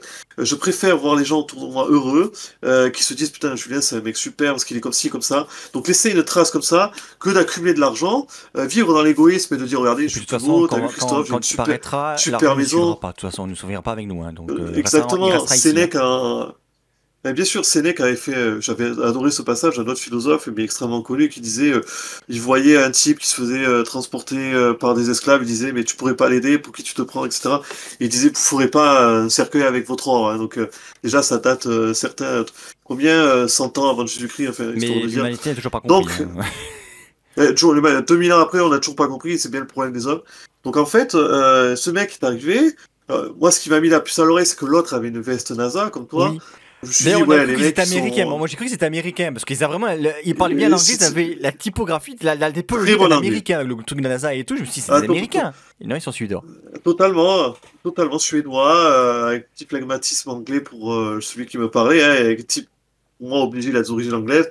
Et en fait, dans le chemin, parce qu'il faut imaginer, pour ceux qui ont vu la vidéo, donc vous voyez un chemin de terre, 500 mètres hein, de l'endroit jusqu'au monument. Voilà, un demi-kilomètre, mais pendant ce temps, le mec parlait encore, il expliquait qu'il connaissait cette personne.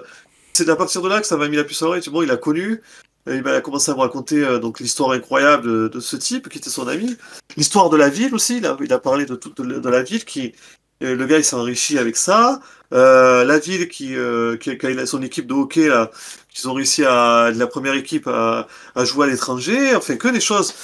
Même si on n'est pas, on croit pas en l'ufologie, etc., il y avait quand même des choses extraordinaires. Il a fait fortune. Même l'a dit, il croit pas en tout le discours qu'a tenu son ami. Parce qu'il y a certaines incohérences qu'il nous a évoquées. Voilà, je l'évoque aussi à la fin sur la vidéo, notamment sur l'enterrement, sur les supposés aliens qui auraient été enterrés, alors qu'ils avaient peur des jamais sur Terre. Enfin bref, lui-même a dit qu'il y a des incohérences. Cependant, il remet pas tout en cause. Il croit quand même à l'histoire.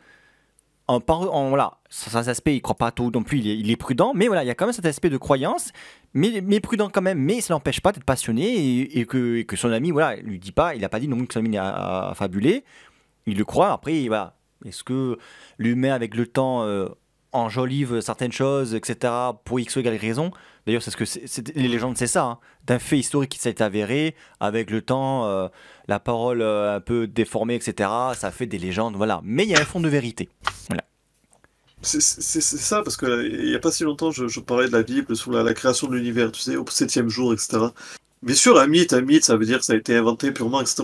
Mais attendez, il y a des gens qui l'ont écrit en se basant sur des choses de l'époque, c'est-à-dire que ils sont basés sur les faits qu'ils ont connus, et comme ils connaissaient peu de choses, ils connaissaient pas le monde entier, ils voyageaient pas, etc. Ils se basaient en se disant, ben voilà, le Dieu a écrit sur ça, parce qu'ils se basaient sur ce qu'ils voyaient. Et maintenant, aujourd'hui, donc il y a une part de vérité, évidemment, il n'a pas claqué des doigts, le monde s'est pas créé. Mais il s'est passé des choses. Voilà, c'est pas, on n'est pas dans les Marvel. Mais il s'est passé des choses. Quand ils disent, ben, le 7e jour sera le jour de repos parce qu'il y a ça, c'est parce qu'à l'époque, c'était comme ça, c'était dans les traditions. Et donc, malgré tout, le mythe, aujourd'hui, ben, quand on parle de mythe, mythologie, toujours dans notre tête, c'est de la fabulation.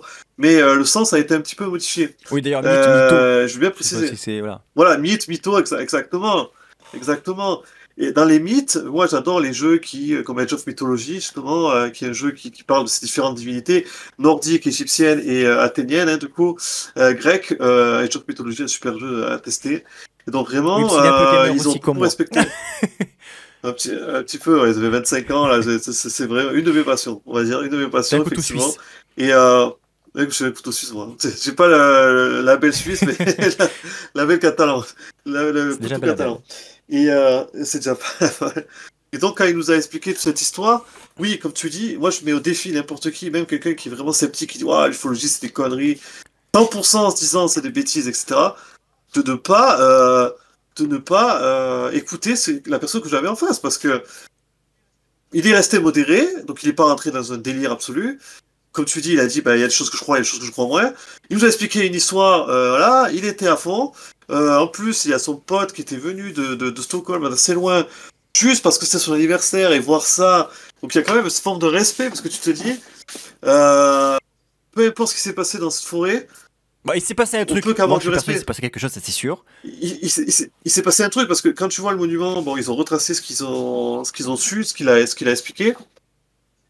Juste au milieu de cette forêt, effectivement, il y a quelque chose, il y a dans cette forêt qui fait un peu marécage, d'ailleurs, on est vraiment au milieu de rien, c'est bon, mais tu sens qu'il y a assez d'énergie, il y a assez d'énergie naturelle, je dis, donc l'air, le feu, l'eau, d'ailleurs, ce que t'es tu pas veux, loin, la parce qu'on terre. avait la mer qui était pas loin, on avait la plage qui était, on aurait continué un peu plus loin de la forêt, ça s'arrêtait au niveau de la plage.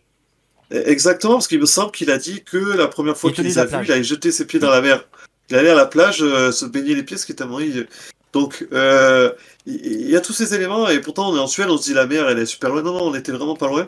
Et donc, tout ça fait que, à un moment donné, j'étais bien obligé de l'écouter déjà, bien sûr, et au fur et à mesure de rentrer dans cette histoire, effectivement, et d'apprendre quelque chose que, je l'admets, je n'en avais absolument aucune idée. Je n'aurais jamais imaginé qu'il y avait un des plus gros sites UFO en Suède. Voilà, j'ai passé du temps à regarder ce qu'il y avait en Suède, mais ça m'est passé totalement à côté. Je crois que d'ailleurs, tu avais planifié tout le road trip, d'ailleurs, tu avais fait tous les endroits, tu as dû faire 98% du boulot. Moi, j'ai juste rajouté deux choses. Ouais. Cet endroit ufologique, et puis autre chose, une bêtise, je sais plus ce que c'était. Voilà, c'était ma seule contribution, Et puis finalement, il y en a une au moins qui était assez intéressante pour toi. Non, mais une contribution qui était superbe, du coup. Je pense que, plus je te l'ai dit à la fin, je pense que j'ai de la chance aussi d'être là et d'écouter ce mec-là et de découvrir cette chose qu'est l'ufologie. Quelque part, c'est de la chance que j'ai eue parce que moi, j'arrive en tant que néophyte absolu, ça en est rendu compte. Et d'ailleurs, est-ce qu'il faut forcément être un expert? Je pense pas. Mais c'est sûr que quand toi, tu t'y connais un peu mieux, que tu sais qu'est-ce qu'ils ont fait avant. L'autre qui connaissait ce fameux mec que tu as dit, Alan, je savais même pas qui c'était, vraiment. Après, en rentrant, je suis allé voir un petit peu, tu vois. Mais apparemment, effectivement, c'est une sommité dans le milieu, c'est ce que j'ai compris. Vraiment une grosse sommité. Et j'ai senti que les deux, de toute façon, n'étaient pas n'importe qui. Je l'ai senti quasiment tout de suite parce que le discours était structuré. Il avait un très bon anglais. Il se mettait à la hauteur de son interlocuteur étranger. Pour une petite chose d'ailleurs, Michael Carson, qui parle très bien anglais, comme tu dis, il m'a laissé un commentaire sur ma version anglaise de ma vidéo. Il dit, en m'écrivant qu'il avait très mauvais anglais. Donc, comme quoi, voilà, c'est un peu le sens, la modestie. Ouais. La modestie suédoise. Mais j'aime bien parce que ces gens-là, ils se mettent pas en avant et c'est quelque chose, c'est une qualité, je trouve, chez les gens. Et qu'on n'a pas du tout en France, hein, bien sûr. Et après, on va pas faire... Mais voilà, moi... En tant que néophyte, je suis tombé sur quelque chose. C'est pas un truc où tu vas spécialement. C'est pas un truc touristique. Et c'est ça que les gens doivent bien se dire. C'est pas un site touristique comme on l'imagine. Déjà, parce que moi j'imaginais ça, mais c'est pas ça. C'est plus profond que ça. Je pense que c'est plus. Quand tu dis c'est c'est un tout, je le l'environnement, voyais la plus forêt, presque. ce monument, cette histoire, c'est C'est- un voilà. ensemble.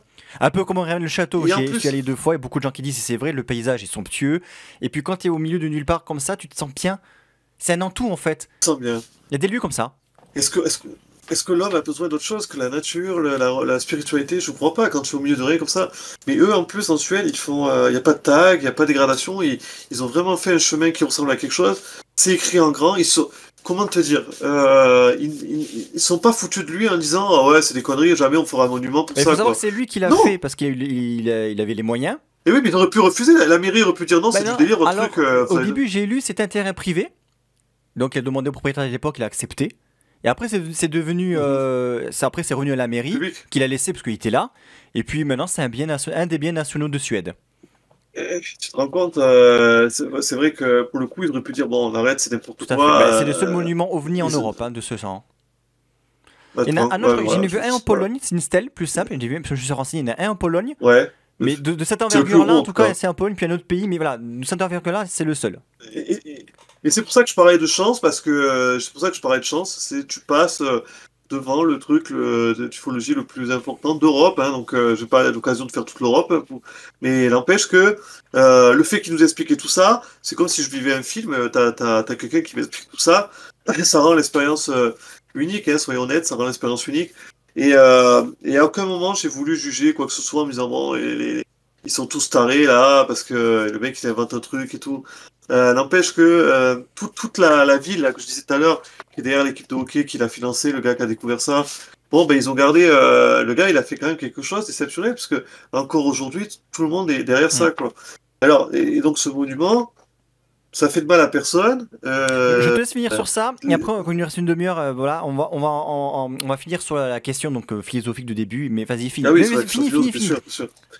Aussi, je fais juste pour dire, pour moi, les gens ne vont pas forcément venir se recueillir, faire une prière dessus, mais c'est pas pour autant qu'on ne doit pas le voir comme quelque chose qui n'est pas sacré. Voilà, je finis Je là-dessus. vais pas te couper, c'est tout ce que je voulais rajouter, non, mais sinon je te laisse quoi. C'est bon. Bah ouais, c'est tout ce que je. Non, Ouais, c'est vraiment ce que je voulais dire. je suis désolé de te reprendre un peu. Ah oui, non, mais non, c'est normal, je vais pas faire Mais 3 donc, heures, on est même d'accord. bien que ce soit passionnant, hein, moi c'est parti pour 3 heures, hein, mais bon, je sais pas, Non, il n'y a pas de souci, bon, on reviendra pour d'autres interventions, il n'y a pas de souci. Je reviendrai, Et en pas de tout souci. cas, voilà, donc on va revenir donc, sur la question, sur le sujet du départ. Tout ça pour arriver sur Central. ça, mais vous allez voir pourquoi. C'était un cheminement dans ma tête. Alors, la question, on va discuter sur la dernière demi-heure, c'est religion et ufologie, est-ce incompatible? Et parce que, comme on entend toujours parler, j'ai dit au début en préambule, en général, et même les ufologues ou quoi, ils diraient, ou même Rennes le Château, pareil, tu vois pourquoi c'est lié aussi. Si on prouve qu'un élément dans l'histoire de ce que nous croyons, par exemple les religions, Rennes le Château, l'abbé Saunière aurait découvert une filiation possible avec Jésus et Marie-Madeleine. Pour moi, en soi, ce serait pas horrible, le message resterait le même, et ça resterait... Voilà. Pour moi, c'est pas de problème. Pour moi, c'est pas être... voilà. Et il y en a qui disent, oui, mais si à l'époque, il aurait dit ça, ça aurait fait un scandale, la religion serait effondrée, etc. Pareil pour l'ufologie. Si... pour le coup, d'ufologue dirait oui, mais si les gouvernements mondiaux, c'est peut-être pour ça qu'ils ne nous le disent pas, pour d'autres raisons, moi je pense, mais bon, c'est que s'ils nous disent que ça existe vraiment, toutes les religions sur lesquelles sont basées nos civilisations, notamment occidentales, donc les 3 religions monothéistes aussi, s'effondreraient parce que voilà, on a appris qu'il y a des êtres qui existent au-dessus de Dieu, etc. Et moi, mon avis, je trouve en tout cas pour moi, ce n'est pas incompatible, et moi je dirais même que c'est complémentaire. Pourquoi ? Parce qu'après tout, je schématise et je grossis les traits exprès sans vouloir blasphémer ni rien.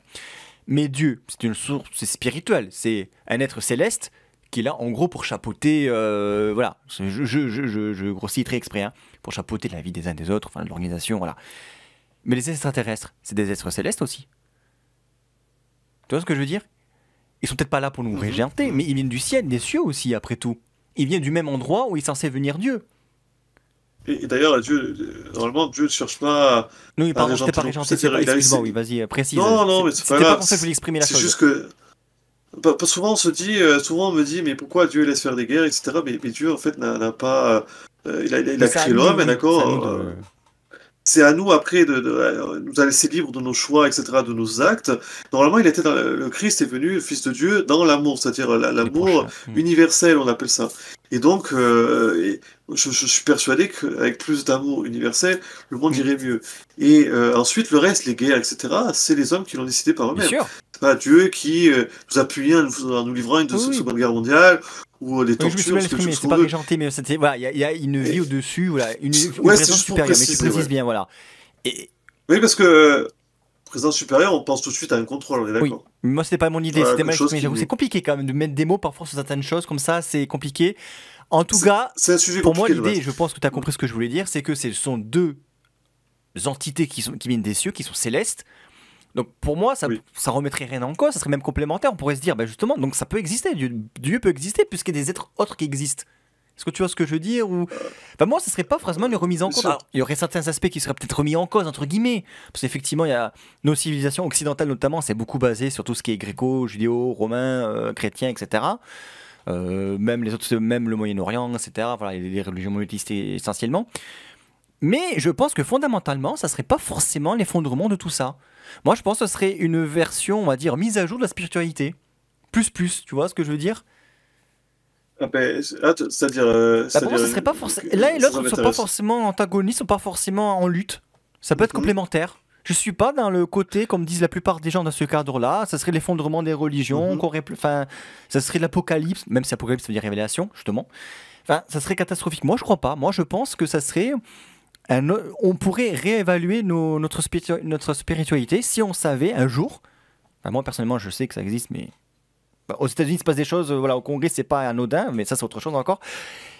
Si un jour c'est révélé l'existence des extraterrestres, pour moi, après, c'est ton avis, tu me diras ton avis, mais je pense pas que ça peut atteindre les croyants des religions classiques. Mais je peux me tromper, c'est mon avis. Et c'est un débat. Mais non, mais parce que justement, on est là pour en réfléchir. Partons du postulat, justement, que ça, très bien, que ça a été prouvé qu'ils existent, justement, ces extraterrestres, d'accord. Partons de ce postulat, du coup, qu'il y a une présence qui a été trouvée, donc avec un signe, avec des, je sais pas moi, des écritures, un message, peu importe. Donc là, que c'est avéré, etc. Bon. Qu'est-ce qu'il va y avoir dans ce message ? Ce qui va être important, c'est qu'est-ce qu'il y a dans ce message ? Quel type d'entité, du coup, nous a laissé quoi comme message ? Voilà. Qu'est-ce qu'il y a eu dans ce message ? Est-ce que c'est un message d'amour ? Est-ce que c'est un message de haine ? Qu'est-ce que c'est ? Déjà, aussi, la plupart des gens qui veulent bien croire aux extraterrestres, ils nous disent, mais et même les gouvernements, quand ils voient des jeux d'objets bizarres dans le ciel, ils tirent dessus. De suite, on pense qu'ils sont méchants, mauvais. Il y a toujours ce côté de l'humain qui fait que forcément qu'on connaît pas, c'est mauvais. Quand c'est étranger, ouais, c'est clair. Mais surtout que là, quand on allait sur Mars, etc., c'était déjà une avancée exceptionnelle. Bon, la première chose aussi, on a dit oui, c'était pour savoir si un jour on pourra peupler Mars, c'est du délire. Par contre, à mon avis, c'était plus pour voir justement s'il y avait des signes extraterrestres retrouvés là-bas, parce qu'on avait trouvé de l'eau, je crois, soi-disant. Il pourrait y avoir de la vie. Voilà. Donc il pourrait y avoir de la vie, donc des sources de vie qu'on ne maîtrise pas, qu'on ne sait pas. D'ailleurs, même au fin fond des océans, il y a encore des espèces qu'on ne connaît pas, on est en train d'en découvrir encore. Donc dans l'univers, même c'est pas moi qui le dis, hein, les plus grands physiciens qui existent disent on ne connaît que 10% à peu près de la galaxie de l'univers, 10% à peu près. La matière noire et compagnie, j'avais lu ça quelque part, en nous disant la matière noire, on a mis des siècles avant de savoir ce que c'était la matière noire, et on en serait fait. Et la matière noire, c'est ce qui permet aux étoiles de tenir, de rester en l'air, quand même, c'est pas n'importe quoi. Et donc, on se dit quand même que cette matière noire, on en serait même composé un petit peu, soi-disant, en tant qu'humain. Mais cette matière noire qui arrive à faire tenir des astres comme les étoiles, quand même, bordel. Alors, quoi ça empêcherait d'autres entités d'exister différentes que les astres, qui soient vivantes aussi, hein. Parce que les astres aussi peuvent être vivants, ils se déplacent, voilà. On sait pas. On dit que c'est du gaz, etc., mais on n'en sait rien. C'est des suppositions, on n'a pas la preuve, voilà, on n'a pas la preuve, c'est des hypothèses. C'est des suppositions. Et quand on sait qu'un trou noir, on sait ce que c'est, etc., mais alors on sait absolument pas ce qu'il y a derrière, et voilà. Quand même, c'est exceptionnel, le trou noir. Alors, on ne le voit que dans les jeux vidéo, c'est-à-dire, il y a plein de jeux où dans Yu-Gi-Oh!, le trou noir, c'est je nettoie tout le terrain, tu vois. Ça absorbe tout, bon, très bien. Mais on ne sait pas, exactement qu'est-ce que ça pourrait donner si on envoie un jour quelque chose là-bas. Donc, pour moi, bien sûr que ça n'empêche pas, parce que les humains, ça fait des milliers d'années que les religions existent, donc on a toujours vécu avec ça. Et si quelqu'un, même pendant l'Empire romain, ils étaient polythéistes, ils avaient des tonnes de religions, il y en a certains qui avaient 20 religions. Je ne vois pas ce qui empêcherait, si on arrive vraiment, parlant de matière métaphysiquement, ils ont été représentés, les extraterrestres, etc. Et donc avec de vraies entités différentes, avec une voix enregistrée par exemple, quelque chose comme ça. Qu'est-ce qui empêche toi d'être musulman, chrétien, juif, ce que tu veux, Et de pas croire aussi à une divinité un peu différente, parce que Dieu existait, le Fils de Jésus a existé, c'est clairement, ça a été avéré, noté ce que tu veux. Et comme je disais tout à l'heure, tu peux être chrétien et bouddhiste et machin. Voilà, et que tu peux croire. Moi, il y a un mec qui me dit je suis chrétien et je veux croire, on croit quand même en quelque chose. Le Saint-Esprit, Dieu, le Saint-Esprit, je peux pas te le représenter, je peux pas te le matérialiser. C'est la colombe, mais c'est tout, je peux pas te le représenter. Je te coupe aussi parce que tu parles d'astronomie et compagnie, mais il faut savoir que le Vatican s'intéresse à l'astronomie, ils ont un observatoire. C'est pas innocent. Je suis pas étonné. Donc c'est pour ça que même eux doivent se dire que si ça existe, ils doivent peut-être avoir aussi des petites. Ils doivent se dire qu'en fait ils veulent les observer, mais c'est pas forcément pour eux un signe de. Ils sont quand même curieux quand même. Bien sûr. Ah, ils sont curieux, et puis je pense même qu'en étant... Voilà, ils rejettent pas, et je pense même, j'irai plus loin, que ça, je te dirais qu'en étant croyant, il faut avoir l'esprit ouvert. Parce que croire à un Dieu, alors Jésus, d'accord, il a existé, mais comme je te disais, le Saint-Esprit, que je peux pas te le matérialiser, je peux pas, c'est une pensée, c'est quelque chose. Voilà, tu pourrais me dire aussi, c'est ridicule, ça n'existe pas physiquement. Dans les églises, il est matérialisé par une colombe, c'est ça? Puis voilà, le Saint-Esprit, c'est l'espèce de colombe qui l'envoie, et le Saint-Esprit, c'est vraiment ce qu'a reçu le Fils de Jésus, l'amour, si tu veux, c'est ce Saint-Esprit, c'est-à-dire vraiment, comment dirais-je, une sorte d'ascèse morale, c'est l'amour qui va transmettre, quoi. Et alors évidemment, Dieu, on le voit avec une grosse barbe, etc. Pareil, c'est une représentation, parce qu'on a besoin d'une représentation comme Satan, etc. Parce qu'on a besoin de représentation on dirait que si on n'a pas quelque chose devant les yeux... Il faut mettre un visage sur quelque chose qui est abstrait, sinon on n'y croit pas. Voilà, sinon on n'y croit pas. Alors que, même comme je le disais tout à l'heure, les plus grands physiciens, comme on l'a dit, c'est des mathématiques. Moi aussi, je pourrais te dire c'est des formules, ça n'existe pas, c'est du bidon. Sauf que ces formules, une fois qu'on les met en place, ça donne un calcul, ça donne un processus, ça donne un mécanisme. Donc ça a bien attrait à quelque chose. Mais quand tu as des gens qui sont ultra calés en sciences et qui te disent moi je crois en Dieu, combien de physiciens, combien de mathématiciens qui sont croyants, le plus grand mathématicien de notre siècle, qui a vécu pas très loin de chez nous d'ailleurs dans l'Aude, qui s'est retiré tout seul, j'ai oublié le nom, mais spécialiste. Ça me dit rien là. Je serais curieux. Ah, t'en parlerai après si tu veux, c'est le plus grand mathématicien du monde, qui était russe, qui est venu en France, il s'est roulé avec sa maman dans l'Aude ou pas très loin de chez nous là, et c'était un des plus grands génies mathématiques encore aujourd'hui du monde entier, bon, mais qui était croyant, il me semble bien. Alors bon, je veux dire encore une fois, si demain on me prouve par A plus B qu'on a entendu des voix ou quelque chose de présence extraterrestre, je n'irai pas dire bon voilà c'est n'importe quoi, parce qu'encore une fois on ne sait rien. La seule chose que je sais c'est que je ne sais rien, disait l'autre. On ne sait rien, je suis désolé, il faut arrêter que ok, il y a la Terre, ok, il y a la Terre, il y a l'eau, il y a la nature. C'est le consensus scientifique, mais non, on se base que sur la science. Si la science ne le prouve pas, ça n'existe pas, alors que la science peut se tromper. On a eu des expériences passées où la science est bien fourvoyée.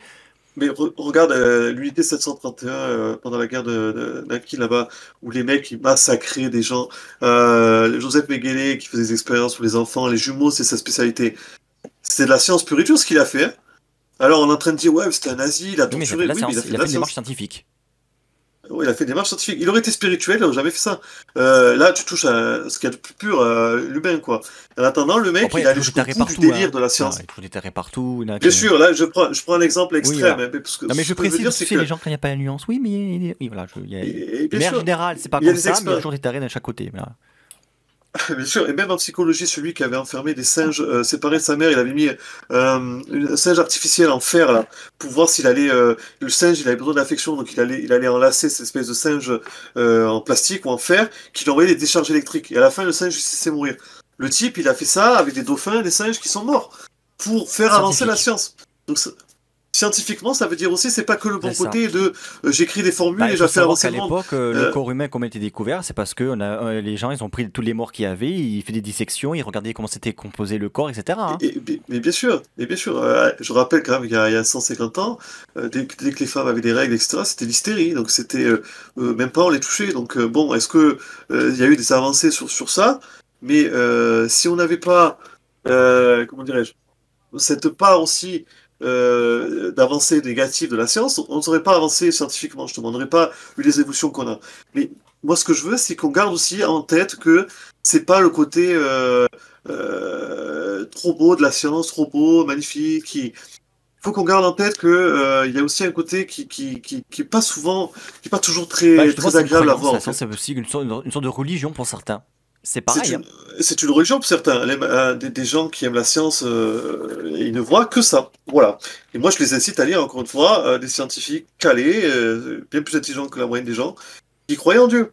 Paris-Pascal aussi. Ça ne vous coûte rien de ne pas croire en Dieu, etc. Bon, c'était très manichéen comme idée, mais ils reconnaissaient que voilà. Et des scientifiques donc qui étaient croyants, tu en as des centaines, des centaines, des centaines. Avec un qui disait, je veux oublier son nom, qui disait, vous n'avez pas pu prouver l'existence de Dieu, etc. Donc sortez-moi la formule comme quoi Dieu n'a jamais existé, etc., etc. Et comme tu parlais à Alsotech, donc dans ta vidéo, où le curé avait dit, 1000 francs celui qui me prouve que c'est des conneries. 1000 francs à venir chercher chez un notaire pour quelqu'un qui m'explique scientifiquement ce que c'est. On attend encore. Donc, je pense qu'à l'époque, 1000 francs, ça doit représenter, je ne sais pas combien exactement. Des sacrés sommes à l'époque, ouais. Sacré somme, peut-être 20 000 € aujourd'hui, quoi. Et je pense pas que les gens allaient cracher dessus. Donc, voilà, moi, c'est tout ça, et je me dis, non, même si on arrive à le prouver, ce n'est pas incompatible. Et puis, est-ce que Dieu t'en voudra de croire à une autre entité? Tant que tu écoutes son message, tant que tu continues à partager son message de base, etc., libre à toi, je pense. Moi, je pense. C'est ça. Que pour moi, c'est complémentaire. Quand tu es croyant, normalement, c'est des préceptes à respecter et c'est aussi une façon de vivre, c'est-à-dire effectivement de transmettre ce message d'amour et de respect envers les autres. Si tu fais pas ça et que tu te dis croyant, ça sert à rien. Si tu es croyant et que tu fais du mal et que tu penses qu'à l'argent, que tu ne penses qu'au fric, que tu peux te dire aller à la messe, lâcher 500 €, ça te fait plaisir à la quête. Je pense pas que tu aies compris le sens de quoi que ce soit. Relis bien la Bible parce que tu as raté quelque chose. Ce que tu dis, ça décrit, c'est pareil pour toutes les religions. Un peu une méthode qui était employée, je crois, au 18e ou 19e siècle. En tout cas, parce que dans mon voyage, c'était ça. C'est qu'on devait payer pour avoir un droit au paradis. Les gens qui péchaient, je sais plus comment ça s'appelle. Oui. C'était le terme. Parce que toi, tu as plus. Oui, je vois très bien ce que tu veux dire. Tu pouvais demander à quelqu'un. Voilà. Par exemple, dans ma commune, il y en a. On a 3 chapelles, et en fait, c'était un notaire. Qui a voulu construire ces chapelles pour se racheter de quelque chose. Donc il a fait construire ces 3 chapelles. Il ne reste plus que 2 maintenant actuellement, mais voilà, donc je reviens à ce que tu disais là. Donc ça a quand même existé. L'argent et l'humain, c'est malheureusement. Ça a toujours été le maître de tout. Donc moi je me dis, s'il y a une entité extraterrestre, ça veut dire juste qu'il n'est pas terrestre. C'est juste ça que ça veut dire. Donc ce qui n'est pas de la Terre. Donc, comme on disait tout à l'heure, on a eu des tonnes de représentations dans les BD, dans les films, dans tout ce que tu veux, dans les livres. On a une image, mais je pense qu'il faut s'enlever cette image parce qu'on ne sait rien en fait. Hollywoodienne, là, il faut se l'enlever, parce que je pense qu'on ne sait rien. Et à partir du moment où tu admets que tu ne sais rien, je pense que tu fais un grand pas. Voilà ce que je veux dire à ceux qui nous écoutent. Oui, c'est pareil. C'est le problème de maintenant aussi, c'est être manichéen, c'est que si t'es pas dans un camp ou que tu es simplement neutre, t'as pas d'avis, tu te dis, t'es forcément catalogué dans un camp. On te dit, il faut que tu te positionnes obligatoirement. Je dis non, pas la sagesse fait qu'on n'est pas obligé, si tu sais pas que tu n'as pas d'avis, que tu prends un peu des deux côtés, tu ne vas pas te positionner de manière catégorique dans un camp. Bien sûr, on peut quand même, je pense, avoir des avis un petit peu... c'est ni noir, ni blanc, gris, quoi. C'est-à-dire vraiment nuancé. Et ça ne fait pas nous des mauvaises personnes. C'est vrai qu'aujourd'hui, soit tu es raciste, soit tu l'es pas, soit tu es ceci, soit tu l'es pas. Soit tu es croyant, soit tu l'es pas. Soyez un peu ouverts, s'il vous plaît, parce que c'est rassurant d'avoir un monde qui soit toujours noir ou blanc. C'est très rassurant pour les gens, j'en doute pas. Mais c'est du confort intellectuel. C'est du confort intellectuel, et comme tu dis, il se passe des choses, qu'ils ont découvert certaines choses. Après, parce que nous, on discute et tout. Pour nous, c'est évident, parce qu'on a une démarche intellectuelle, etc., qui est peut-être pas commun à d'autres personnes. Oui, j'entends bien. Mais j'entends bien aussi que les gens qui, eux, par ignorance, entre guillemets, ont vécu leur vie parce que ils ne se sont pas posé de questions, ils ont vécu leur vie comme ça, on peut comprendre aussi que ce genre de discussion, ce genre de débat, si un jour les extraterrestres existent vraiment, on peut comprendre que pour ces gens, c'est très compliqué à l'admettre. C'est compliqué, oui. Parce que quand tu vis dans un mensonge depuis des années, depuis ton enfance, quand tu as appris telle chose, et que si tu n'as pas suffisamment le recul pour te dire ok stop, je cherche ailleurs, comme nous on l'a fait, d'autres que je connais, qu'on a une démarche intellectuelle différente, qu'on dit ok on est là, on nous a appris des choses, rien ne m'empêche d'aller à côté, voir les à côté, voir pourquoi, comment ça se passe. Il y a des gens qui n'ont pas eu et c'est pas une critique, c'est des gens qui n'ont pas eu les qualités ou le contexte ou la vie qui fait que. Et donc, ce que je veux dire par là, c'est que nous, ça nous semble des évidences, mais on est bien sûr bien d'accord qu'il y a des gens qui, malheureusement, si la vie ou le monde devrait tend à s'orienter sur ce qu'on disait, on peut comprendre que ce serait très difficile pour ces gens-là à accepter. Ce serait un problème psychologique, ça serait très compliqué. Je peux comprendre aussi que ça serait très, très, très dur. Ça peut être un effondrement psychologique, quand tu as quelqu'un qui est persuadé de quelque chose et que, par exemple, qui a vécu, regarde le syndrome de Stockholm, de faire comprendre qu'il se fait maltraiter par quelqu'un. En fait, c'est compliqué. La personne, elle le voit comme une personne qui l'a sauvé. Comme les femmes battues avec leur mari d'ailleurs. Qui trouvent des circonstances atténuantes. Oui, mais là, parce que j'avais pas fait ça, parce que... Ouais, c'est ça. C'est vraiment le syndrome de Stockholm. C'est toujours une raison. Mais ce qu'il faut comprendre, c'est que, surtout aujourd'hui, avec l'information qui est prégnante, qui est très, très présente partout, il faut confronter ces sources, pardon. Il faut les confronter régulièrement. Il faut être curieux. C'est vital aujourd'hui. On nous dit ne pas faire les autruches, quoi. Ne pas simplement les digérer. C'est un exercice. C'est pas facile, surtout si on n'a jamais fait jusqu'à présent. C'est vrai que ça peut être pas évident. Mais on ne dit pas de creuser comme nous on creuse par exemple, parce que nous on est intéressés sur plusieurs sujets depuis des années, donc forcément on a accumulé des modestes connaissances, en tout cas tu en as plus que moi sur certains sujets, ça c'est normal. Mais voilà, juste s'autoriser de temps en temps, faire un petit pas de côté, et pas forcément dénigrer les personnes qui font ce pas de côté. Accepter d'y aller, de voir, croire ou ne pas croire, mais avoir une démarche, parce que si la vie ou les événements du monde actuel à un moment donné, nous pousse dans nos retranchements, il faudra le supporter, il faudra faire avec. Et là où je terminerai, si tu veux bien, et tu réagiras sur ça, on arrêtera là, c'est que de tout temps, comme tu dis, de toutes les civilisations, les plus anciennes, de toute façon, les humains ont toujours eu ce besoin de spiritualité. Ils ont toujours cru à quelque chose, les humains. Ils ont comme ça, on en a besoin, l'humanité en a besoin, c'est comme ça. C'est juste maintenant, depuis quelques siècles, maintenant qu'on nous dit non, c'est faux, vous n'avez plus besoin de croire. On voit, on en est maintenant. Et je voudrais revenir à un truc sur l'ufologie, c'est que dans certains documents historiques, même dans certains, que ce soit religieux ou pas, ou notamment catholiques, on soupçonne, et ça c'est une théorie qui s'appelle la théorie des anciens astronautes.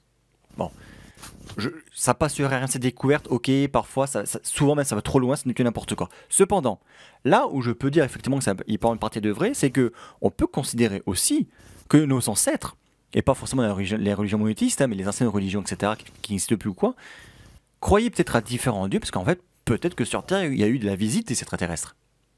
Et que les humains que nous sommes là, vénéraient ces êtres venus du ciel. Et c'est vrai que parfois, on a des trucs bizarres sur des tableaux, des sortes de soucoupes, des sortes de petits trucs bizarres. Alors, parfois, c'est explicable, mais souvent, il y a des choses comme ça, ou même dans les grottes, ou des trucs comme ça, on se dit, il y a des gens qu'on sait... Tiens, ça ressemble à quelque chose qui ne semble pas être sur Terre, qu'ils ont vu. Donc c'est pour ça que je me dis, moi, ça serait vraiment compatible finalement. Ça serait la suite logique ou quelque chose, ou un chaînon que nous avons oublié depuis des millénaires, qui se reconnecterait pour moi. Je sais pas ce que tu en penses. Pour finir sur ça. Mais tu vois, je veux dire par là qu'ils ont trouvé des signes. Parce que j'ai vu quand on regarde parfois certaines œuvres historiques, que ce soit dans les églises, dans les gravures, etc. On voit des dessins qui parfois rappellent des soucoupes, des choses bizarres, des trucs. Alors parfois c'est explicable et c'est pas ça, mais parfois c'est troublant. Et on se dit, ça serait pas déconnant de considérer que nos ancêtres ont pu voir débarquer des êtres venus du ciel, qui les ont vénérés, qui les ont mis dans leur... Et que voilà, tu vois ce que je veux dire ? Et que ça fait toutes les religions actuelles, sans pour autant Jésus aurait vraiment existé, mais que pour moi c'est un enchaînement de succession de choses, de petites chaînes, de chaînons qui fait une chaîne entière, quoi. Ouais, je vais très loin là, je sais, mais je sais pas si tu vois ce que je veux dire, mais... Non, je pense avoir compris. Et surtout qu'à l'époque, ils n'avaient pas l'intérêt d'inventer quoi que ce soit, tu vois. Et donc, et peut-être que si on ne voit plus de traces dernièrement, c'est parce qu'on a refusé d'y croire. Et que peut-être que eux ils ont vu des choses effectivement, et on continue à trouver dans les recherches archéologiques, etc., des signes, des traces, comme quoi effectivement, comme tu dis, il y a des choses qu'ils auraient vues et qu'on n'aurait pas pu expliquer, des lumières ou ce que tu veux dans le ciel. Il n'y avait pas les moyens technologiques pour l'expliquer avant. Donc c'est clair que si on n'a pas un peu d'ouverture d'esprit par rapport à ça, on remet aussi en question un peu le passé, ce qu'ils ont vu. Hein, oui, mais en toutes leurs paroles, alors qu'à l'époque, ils n'avaient aucun intérêt de mentir, quoi. Ils retranscrivaient ce qu'ils voyaient, ils n'avaient rien plus, c'était tout simple. Hein. Il n'y avait rien, les astres, les BT, tout à fait. Je sais, par exemple, il y a une gravure qui est connue d'un ciel d'une ville allemande, au Moyen-Âge, je ne sais plus, 15e ou 16e siècle. Et là encore, il y a des scientifiques, c'est un cas où ils n'arrivent pas à expliquer. C'est une gravure et on voit le ciel d'une ville au-dessus d'une ville allemande, parce qu'en bas, quand on voit une ville, ils savent à peu près laquelle c'est, on sait que c'est en Allemagne, je sais plus laquelle c'est. Et la personne qui a fait la gravure, on voit dans le ciel le soleil, puis on voit plein de tubes, de trucs bizarres. Et en fait, ils auraient observé ce jour-là quelque chose dans le ciel qu'ils auraient redessiné. Donc voilà, comme tu dis, quels auraient l'intérêt à l'époque, au XVIe siècle, voilà. Alors, il y avait déjà des faux à l'époque, bien sûr, il y a des choses. Mais là, il y a des cas comme ça où c'est pas explicable. C'est pour ça qu'il faut, je t'aimerais là-dessus, c'est qu'il faut garder son esprit ouvert parce que tout ne s'explique pas et j'ai envie de te dire tant mieux par la science et par la rationalité. Et j'ai envie de te dire tant mieux parce que sinon on vivrait un monde particulièrement manichéen, froid, sans distinction, uniformisé. Et j'allais dire, effectivement, c'est ce qu'ils sont en train de faire avec nous. Enlever la spiritualité, enlever les croyances, enlever les traditions, et vous avez le monde actuel qu'on a aujourd'hui. Un arbre tout sans est sa faux. racine, c'est un arbre qui meurt. Ça. D'ailleurs, on est en train de perdre nos racines.